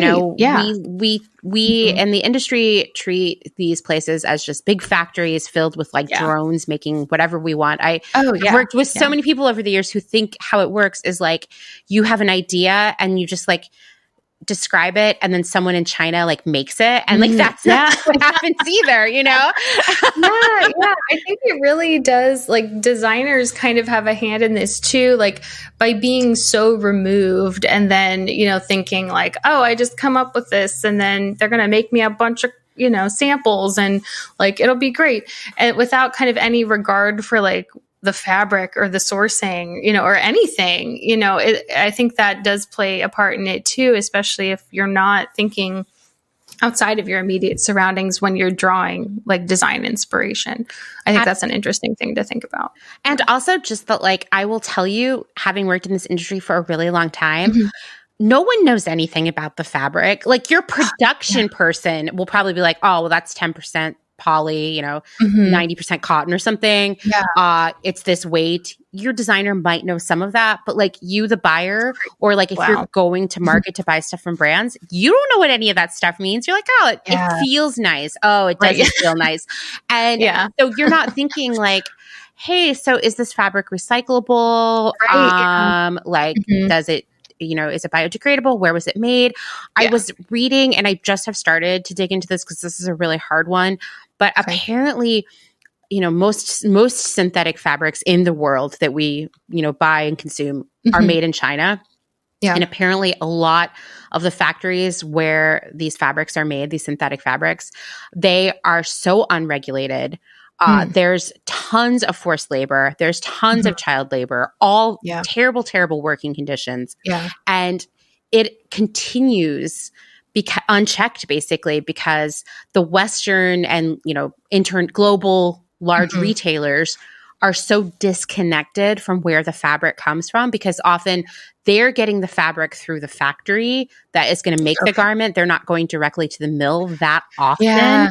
And so, and even if they did, knowing what happens in factories right now anyway, there's no one there or no one shining a light on this and saying like, hey, let's talk about fabric. I know that Fashion Revolution has started to talk about that recently, but I think that is a massive area of opportunity. I mean, even if the only thing you knew is what we're talking about right now and that you knew that the Uyghurs were being forced to pick cotton, that would be enough to say, maybe we don't talk about the fabric enough. And then to know that like the synthetic fabric factories are also like an Orwellian nightmare. I'm like, I need to like, dig into this, read about this, know more about it. But it is like, there is this emotional burden that comes with knowing how terrible things are. And yet someone needs to do that work, Yeah. Mm-hmm. Absolutely. Yeah. It's definitely, it's eye-opening. Like it's made me just sort of view like all aspects of my consumption so differently, because I know that it's not just the garment industry where these things are going on. Like so many industries, this is impacting, technology's the second. I think technology is the first largest with this problem. And then fashion is like right behind it. And those are the two things that like, the Western world in large consumes like on, like in massive amounts. Mm-hmm. And it's hard because it's like, those are the things, up until recently, it's like I was consuming, at too high of a rate as well, mm-hmm. And so it's tricky, but it is about, kind of, do what you can with the knowledge you have, and it's like, try to do better. Like once you learn about these things, if it's within your means to do that. Yeah. Yeah. So back to India. Have you ever seen that documentary Machines? No, I don't know it. I think it's available on Netflix. That's why I watched it a couple months ago. It is a documentary film. It takes place, it's set, I guess, in a textile factory in India. And it has very, very little dialogue, just music and the sound of manufacturing. It's very haunting. Yeah. And what struck me about this, actually, first off, you watch that and you're like, wow, making fabric, printing fabric, it's a terrible job. It's exhausting. Mm-hmm. It's sweaty. Yeah. It's miserable. You're exhausted when you finish. What struck me, because I know that 80% of the garment industry workers in the world are women, is that everybody I saw in this documentary was male. And I thought that was really interesting. So this took place in India. So I was wondering if when we talk about textiles in India, knowing that 80% of garment workers worldwide are women, and knowing that all of these girls are caught up in these fabric marriage schemes, mm-hmm. is there like, I just can't believe this documentary only showed men, because it just didn't align with what I know at all. Is there some sort of like differentiation? Like, do the men make the fancier product? Is it women who are only involved in a certain aspect of this industry there? That's a really good question. I actually don't know the answer. I wish I did. That's actually a really great question. I hadn't thought about that. Yeah. That I don't know. I'm happy to look into that. I was like, this is not in line with anything I know about what happens in India, Right. Yeah. Yeah. And from all the pictures I see, it's like there's very few men usually present. But again, these are just spinning mills. I haven't actually dug into too much into just like their textile production. But that's such a great question. I'm sorry. It's okay. It's okay. I just was bringing that up. Okay. So let's talk a little bit more about what makes these girls and these young women particularly vulnerable, because I think that's a really important piece of the puzzle here. So it's young women and girls, mm-hmm. I think more girls than young women, let's be honest, who they live in rural areas, right? Yes. The education's not that great or non-existent at all, right? And it seems that this is literally the only option. Yeah, I would say so. At least that's how, like, from my research, that's the way it sort of seems to be presented. Like they usually have very little options, especially if they are from the lower castes or certain castes, or even sort of certain, I guess, ethnicities within India. There is discrimination in that way too. And so, that all those things kind of combined can lead to this being kind of their only option. Something I thought was interesting that was emphasized in my reading was the safety aspect and how important that was to families, because they really viewed young girls as being unsafe, even if they were just like alone on their family's farm. Like they didn't think that was, like it's very like, you're just like, what year is it? Like, reading about this stuff, it's wild. And so they really would like rather have their daughter know that their daughter's like accounted for like every moment of the day, and know that she's quote unquote safe, and making money than, just sort of be on her own, without them having their eyes on her. And I thought it was interesting though, because like things do happen, like where girls will run away. Sometimes they'll elope with other day workers there. Sometimes they'll end up getting pregnant, like they ran off with a guy, they'll get pregnant and then they'll be abandoned and then they'll end up like coming back and they're kind of forced back into working in these situations to support themselves. And mills try to really control these interactions, because if there's like one instance of a missing girl and the parents catch wind, it's like, it's a real thing, like a threat in quotes to the mills, because sometimes parents will come and be like, well, we're taking all our daughters away, and then they'll lose their workforce, so they're trying to kind of like really control this environment.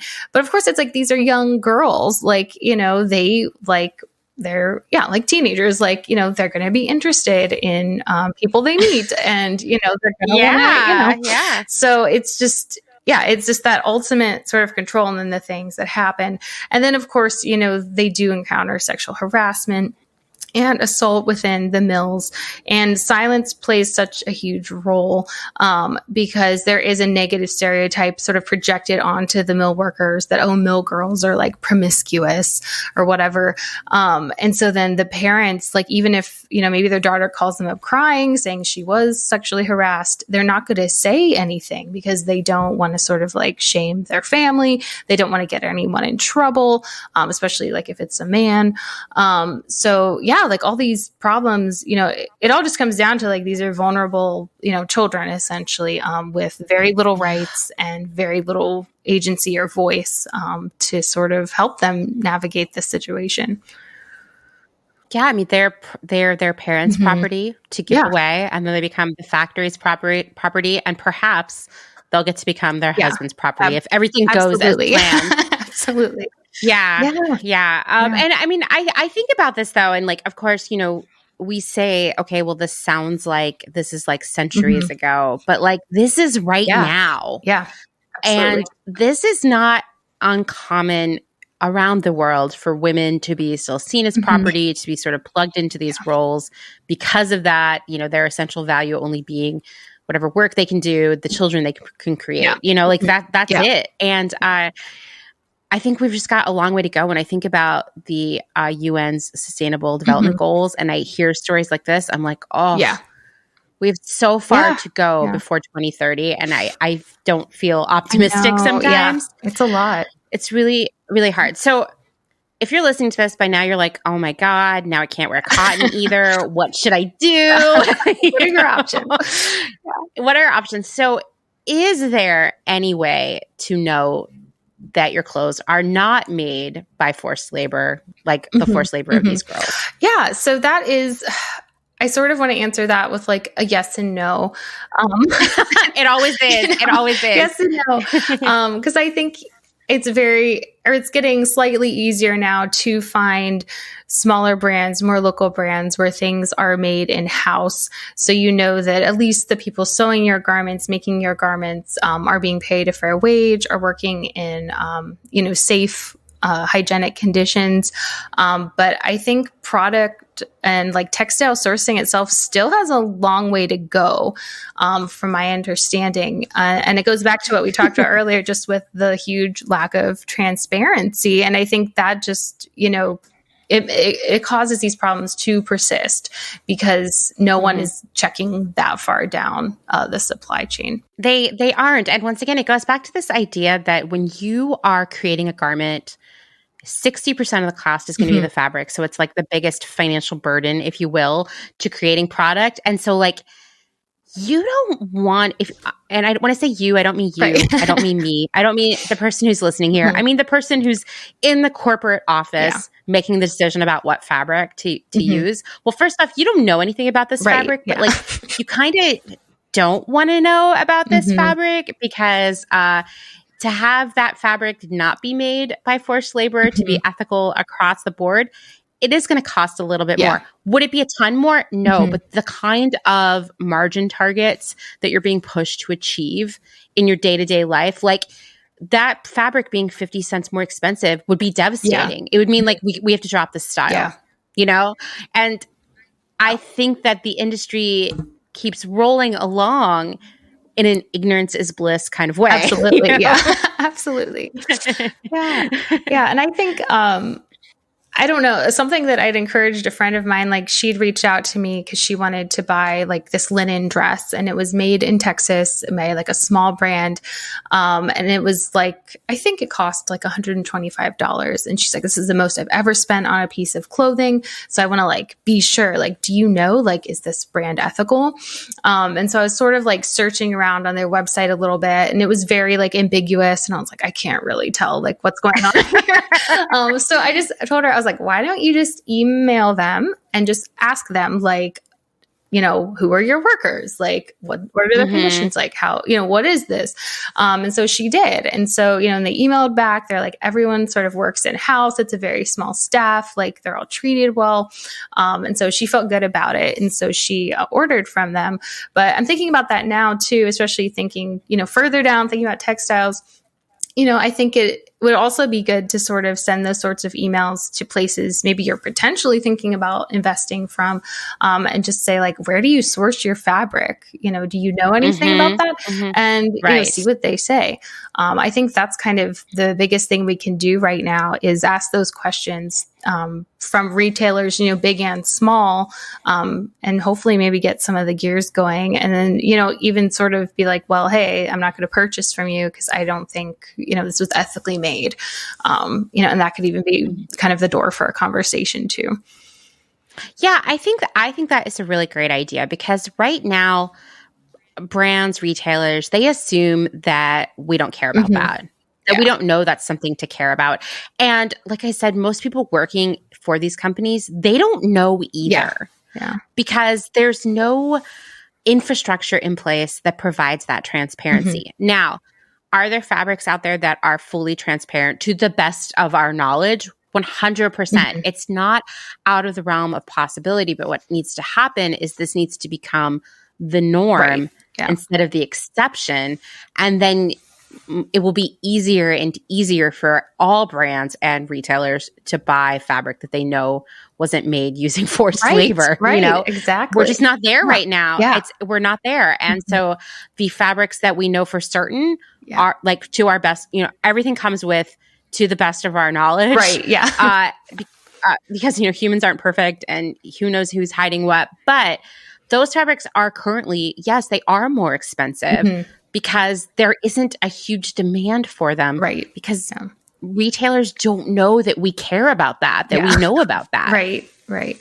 I know. I think it's interesting. I haven't looked into this like super deeply, but just when I was in Target the other day, I was like kind of breezing past like the women's section, and I saw like in the clothing, they had put like above some of their like really cheap t-shirts, but there was like some little sign saying like sustainably made. And I'm just like, what is that? God. You know? And then I was like, I could also see how this could easily become like more of a greenwashing thing, you know, about fabric and being like, oh, it was quote unquote recycled. And you're like, okay, but was it? I don't know, you know, but yeah, I don't know why I'm going down that road, but that just kind of it's so funny because I saw those t-shirts recently, and I have been riled up about it since then. Those t-shirts are $5. Yes, I was like, yes, okay. I'm like, no. Every time, like even early in the episode when you were talking about like, hey, you know, 3% of the cost of a garment goes to the workers. Like I went to the $5 t-shirt. I was like, so everybody who was involved in making that garment made a total of 15 cents. I mean, that's not sustainable, right? And I looked up this shirt, specifically the rack that I'd seen that was $5, and it is partially made of recycled polyester, which means, you know, it comes from plastic bottles. There actually is not, I mean, there is occasionally, but overall, not a lot of transparency into even the production of these fabrics made of recycled materials, like what that supply chain looks like. So automatically sketchy. Oh yeah, that's a whole thing I hadn't even thought about. Yeah. Right. Yeah. Yeah, Like, yeah. where are those and even then being made? Like, that's wild. Yeah, because that's a whole other, exactly. wow, okay. Exactly. And so it was a shirt that is partially made of recycled PET, and then the rest of it is polyester, which, I just spoke earlier that, like, I don't want to get too hard into it because I've just started to read about this, that, like, polyester, like all these synthetic fabric factories are also like terrible. And so you know that, and then you're like, oh, and also this shirt is $5. Like, oh, so many things. Like, I know. I want to go out and like start vandalizing all those signs. I know. I had to like do a double take. I was like, what? I was like, are you kidding? I don't know. I was like, whatever. And those signs are really noticeable because so the closest pharmacy to where I live is actually in a Target. Okay. It's like the only pharmacy anywhere near here. So I'd gone in there just to go to the pharmacy and pick up my prescription. And walking by, I could see the signs off in the distance, and they were green. And I was like, does that green sign say $5? Like, there's something going on here. And that's when I had to go over and look. Oh my God. Like literal greenwashing at its finest, right? Yeah, there. literally. Yeah. I've been really appreciating the Instagram posts on Clotheshorse about the greenwashing and about different fabrics and how they're not as sustainable as everyone says. I think that's great. I'm so glad you're doing that. Yeah. Thank you. I mean, it's an educational adventure for me too, because like I said, when you work in the industry, you don't know any of this stuff. Like no one tells you this. And there were so many times that I would go to market, like especially in the past couple of years, every major brand is like, oh, and then come to this rack. Yeah. This is our sustainable collection. And in the beginning, I'd be like, oh my God, this is great. We should buy all of this, right? Yeah. And then slowly I was like, oh, what makes it sustainable? And that's when things would get awkward. It'd be like, it's natural, or it's green. And I'd be like, yeah, but like how? And then after I was like, okay, never have those conversations. Like, just take the pamphlet and like see what the deal is. But every brand is doing this. It's interesting because I've seen so much of this at trade shows before the pandemic. Every major brand you can think of was doing like, and this is our sustainability capsule. Yeah. But I haven't actually, and to be fair, I don't really shop anymore. I haven't seen that stuff for sale, which makes me wonder if like this, I mean, because it's obviously like a cash grab, like greenwashing's, well, no one said greenwashing's a trend, but it is. But they were like, sustainability is a trend. Absolutely. We'll get there by greenwashing. I kind of wonder after saying like, oh, sustainability is this hot trend, we should develop into it, if maybe retailers were sort of balking at buying into it themselves because it would be more expensive. I just wonder if that. I think that's a fair like assumption though, because I assume that they probably are marking it up to some degree compared to the other products they would buy. For sure. Knowing what I know now about greenwashing and all the fabrics and all the scammy language, I'm like, I don't know what they were trying to sell us there. Right, yeah. Who even knows? Yeah. But, I mean, in the early days of greenwashing, really not greenwashing, but like sustainability was synonymous with higher price. Yeah. Because I would see brands and they would show me their like sustainability line and I'd be like, I don't think we can afford that. Yeah. I don't think our customer will pay for it. It's just too expensive. Right. And now, of course, I'm like, oh, wow, what a scam. Right. Yeah. Unless they were getting scammed too. Yeah. I mean, which is entirely possible. There's a lot of that going on. So who knows? Yeah. There's a lot. Yeah. There's a lot. But just like knowing how cheap some of these fabrics are to make and stuff. And I'm like, you weren't speaking to the ethics. It seems like it should have been the same price or cheaper. So it will be. I mean, I feel like this is the year that we're going to reach critical mass with greenwashing, and we kind of have this opportunity as consumers to say, no. Yeah. Okay, we care about true sustainable movement towards true sustainability, but we don't want your like weird fake green bullshit. Oh, yeah. No, if we don't nip it in the bud now, it's just going to get bigger and bigger. I know, and I feel like they're also developing like so many weird new materials, and I'm just like, but what is it? And like you don't even know like what are the effects of this like 10 years down the line, 20 years down, I know. Like I was looking at like I don't know. I still have like stupid Everlane emails coming into my inbox and I need to get rid of them. They make me so mad. I was looking at like a pair of sandals and then they said they were made with, it was called like Ava or something. Oh, EVA. Yeah. And I was Yeah, like, okay. what is Yeah. this? And I was like looking it up and I was just like, I don't know. Like it still just seems like, I don't think that's going to break down very well over time. But No, you know, definitely not. Yeah. Definitely not. I mean, I get riled up because a lot of podcasts that I listen to have ads from Allbirds. Oh, yeah. And Allbirds is so scammy too. Yeah. And I get enraged. I have to like fast forward the commercials. But I feel like right now, like Everlane, Allbirds, Reformation, these are brands that like they're trading on this currency that they're more premium because they are quote unquote sustainable and like none of them are. Yeah, I know. Because if you look at like Everlane, like they're like, see the factory. And then like you click on it and it's like, this tells me nothing. Like, you know, like there's a graph and a flow chart. So you're like, oh, wow. You know, I'm just like, no, I still don't understand. Like, what is this? Like, where is this being made?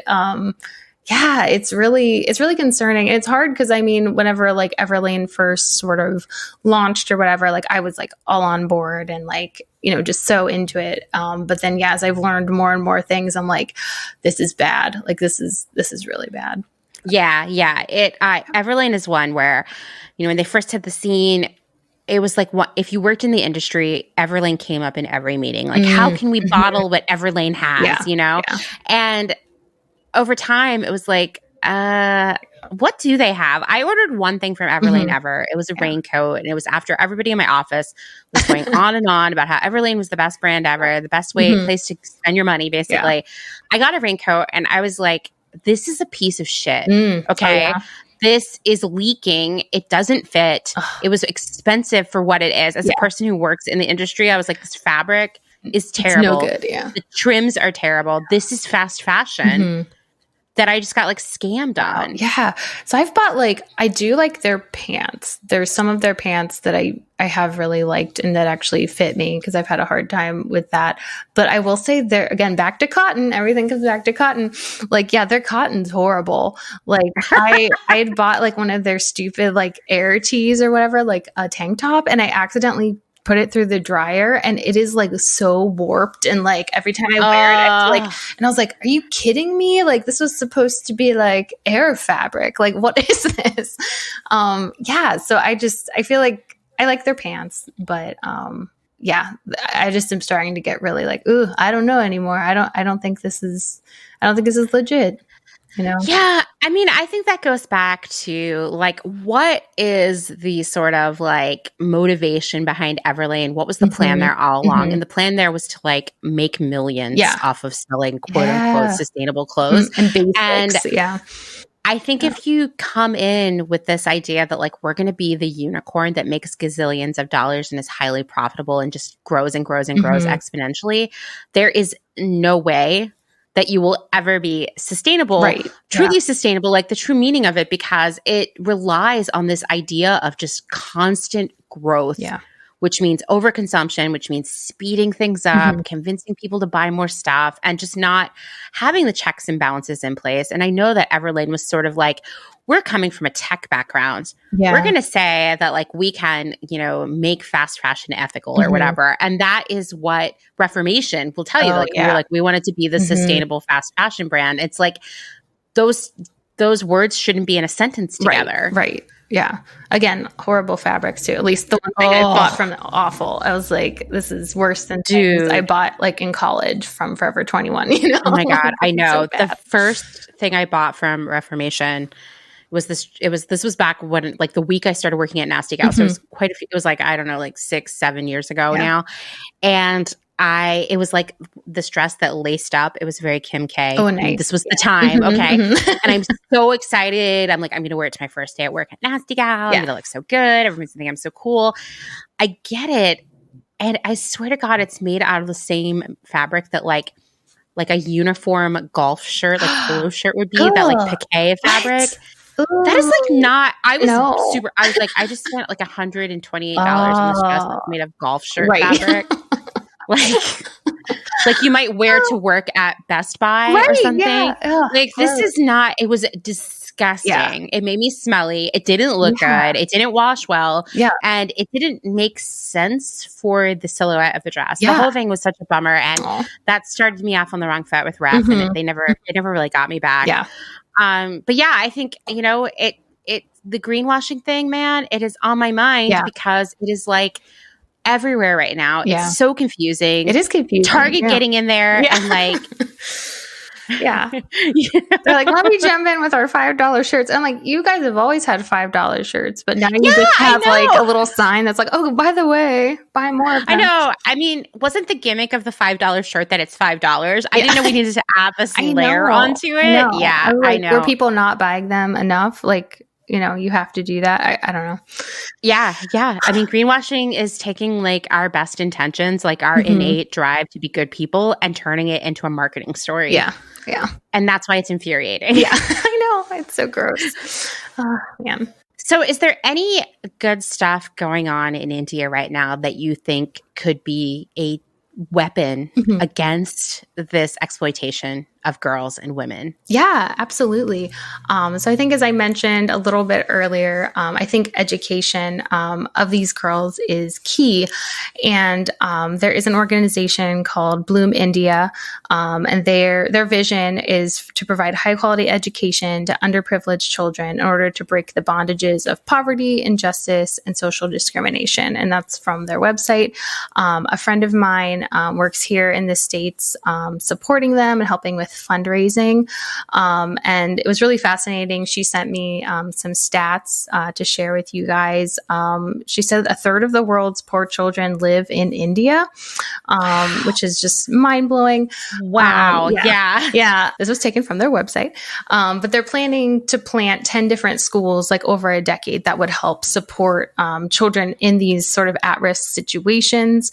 And then she herself, like in an email to me, sort of outlined what they're doing right now, because there is going to be some sort of like shutdown for like day laborers, I think, for like about 2 weeks. And most of the parents of the children there are day laborers. And so if they are not working, they will have absolutely no income. They're already living in poverty. So this is like really crucial. So Bloom India right now, all the donations and everything given to them right now is being refocused into, food and medical care for these families. So I think that's just a really, powerful way that your money can go to help, directly help children and their families and keep them out of these desperate situations that they end up in.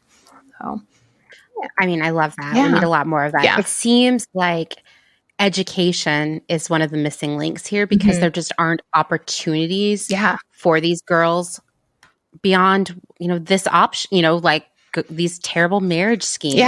Yeah, it's so true. And I just think this is like such important work. Just trying to get to get the general population, like here, in the US as consumers, to know about these issues, who then could maybe like redirect some of, your fast fashion money towards, helping these girls not have to be in those situations.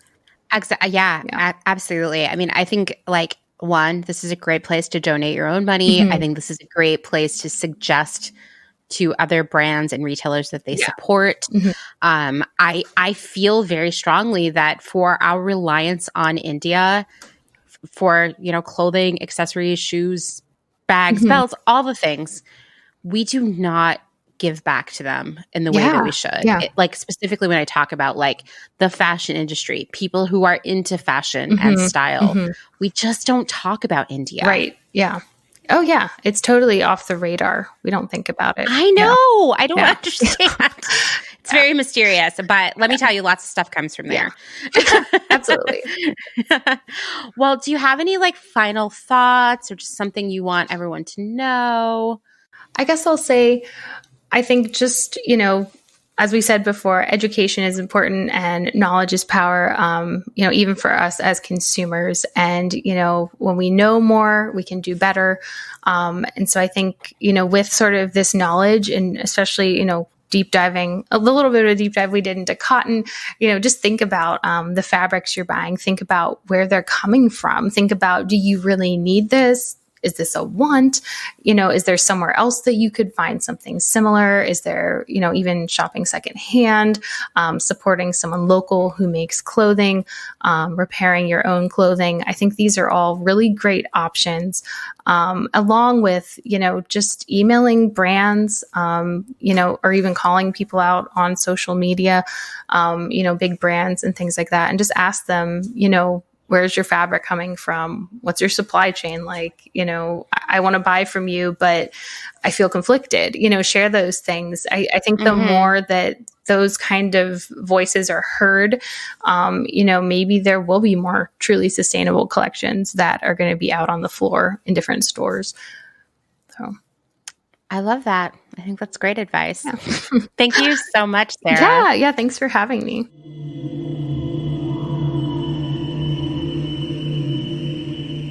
Wow, thank you again, Sarah, for sharing all of your expertise with us.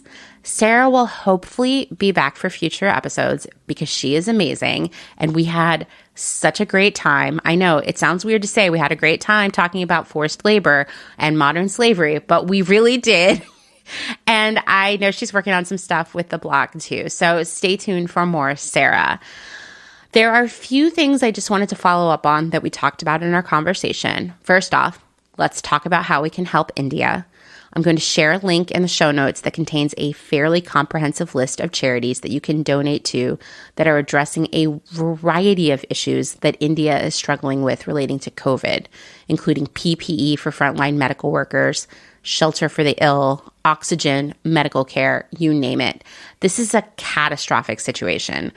Please do yourself a favor if you're not up to date on this and just Google India COVID. It is terrifying. And I feel that this situation is so terrible because it's been exacerbated by the Prime Minister's unwillingness to order another shutdown, I suspect, for a multitude of reasons, but maybe the biggest being business economic reasons because, they are making so much stuff that's being exported around the world. And for certain, our clothes are being made by people right now who are sick or in fear of getting sick and in danger of getting sick. So we rely on India so much. We need to help them out right now. I'm also going to link to the organization that Sarah mentioned. It's called Bloom India. They're not only mobilizing to provide digital education to children during the pandemic to keep them safe at home, but also helping to supply underfunded and under-resourced hospitals. So also a good use of any extra money you have lying around. Next, I just wanted to talk a little bit about what I touched on, and you might have missed it in our conversation, which is forced labor in the synthetic textile factories in China. A lot of the conversation about forced labor in China, specifically the forced labor of the Uyghurs, has involved the cotton grown in Xinjiang, often utilizing Uyghur forced labor to cultivate and process that cotton. And any policy changes around Uyghur forced labor have involved the cotton specifically. If you recall, I talked about this a while back. In January, the U.S. banned imports of cotton from Xinjiang. But as I also mentioned, that's not a quick fix because a lot of the cotton grown in China is exported to other countries in Asia where it's made into clothing. So you might buy something that says made in Bangladesh, for example, but that might be made of Uyghur cotton. So it's not a cure, right? But there's another thing to think about. 60 to 75% of the world's synthetic fabrics are made in China. And 65% of all the clothing made today is made of synthetic fabrics. So synthetic fabrics are actually a bigger issue than cotton that has not been addressed. So the question is forced labor involved in that? Well, I have to tell you, I'm still working hard to dig up more research on this. It's been a little bit of an obsession for me lately, but I'm going to tell you that progress has been slow. Nobody's talking about the Uyghurs, not to the extent that we should be. I can tell you that. And we're certainly not talking enough about it, how it's connected to all the things we buy. All the things we buy, not just clothes even. So I'm continuing to work on this. I started to think about this last month when I came across an article about viscose/rayon written by a textile expert who mentioned that the synthetic fabric factories in China are infamous for their use of forced labor and child labor and just abysmal working conditions. And that would include the man-made, quote, natural fabrics like rayon, viscose, which are made from tree pulp. So finding out more became an obsession. And I just want to add here, before I continue, that while the Uyghurs are a massive group being imprisoned and forced to work, China has also been using the forced labor of the Tibetans for a very long time. We're talking decades and decades. And really, any prisoner, even political dissidents, they are also used for forced labor. This week, I did find an article from April, so just a few weeks ago, about a Finnish supplier who cut ties with a factory in Xinjiang for suspected forced labor. And this article from Radio Free Asia said, on March 29th, Stora Enso, the world's largest pulp and paper supplier, stopped providing the materials needed to produce viscose. As I mentioned, viscose is a type of rayon fiber, a fabric that resembles cotton, but is synthetically produced from cellulose or wood pulp. Stora Enso was supplying all of this raw material to a company called Zongtai Chemical Co. Limited. From 2017 to 2020, Zongtai had imported over $367 million worth of raw materials from Finland, from Stora Enso. Zongtai Chemical is a state-owned enterprise, meaning owned by China, the Chinese government, closely associated with the paramilitary Xinjiang Projection and Construction Corps, and it is the main supplier of viscose fibers to Chinese cotton and textile factories throughout China. Because yes, you can buy 100% viscose clothing, but remember, viscose is also blended with a lot of things, especially cotton. And I'm just going to throw this out here. Viscose and viscose cotton blends are a major part of a lot of these sort of green-washed fabrics that fast fashion retailers are offering us right now as proof that they are more sustainable. It's estimated that 20% of all of the viscose fiber products made globally every year are made in Xinjiang. And as a refresher, Xinjiang is where the Uyghurs have been living in these they're concentration camps, but they like to call them re-education camps. They're painting it as if it's like a delightful boarding school. And Zongtai itself, that company, produced 730,000 tons of viscose in 2020 alone. A lot of fabric. Stora Enso, the Finnish company that is no longer supplying them, is not officially saying that they ended the relationship over the forced labor issue. But then again, they aren't saying that it isn't the reason. But the tie between Uyghur labor and Zongtai Chemical is very clear. Even reports in Chinese media have shown that the company has funneled Uyghur laborers throughout its labor transfer system, moving them across the country from factory to factory. And furthermore, previous reporting has indicated that Xinjiang Zongtai Textile Company, not surprising, a subsidiary of Zongtai Chemical, was trading Xinjiang cotton and cotton products. So the connection becomes clearer and clearer as you dig deeper. Right now, Zongtai will have to ship into manufacturing something else if it can't find a new supplier of the raw materials it needs.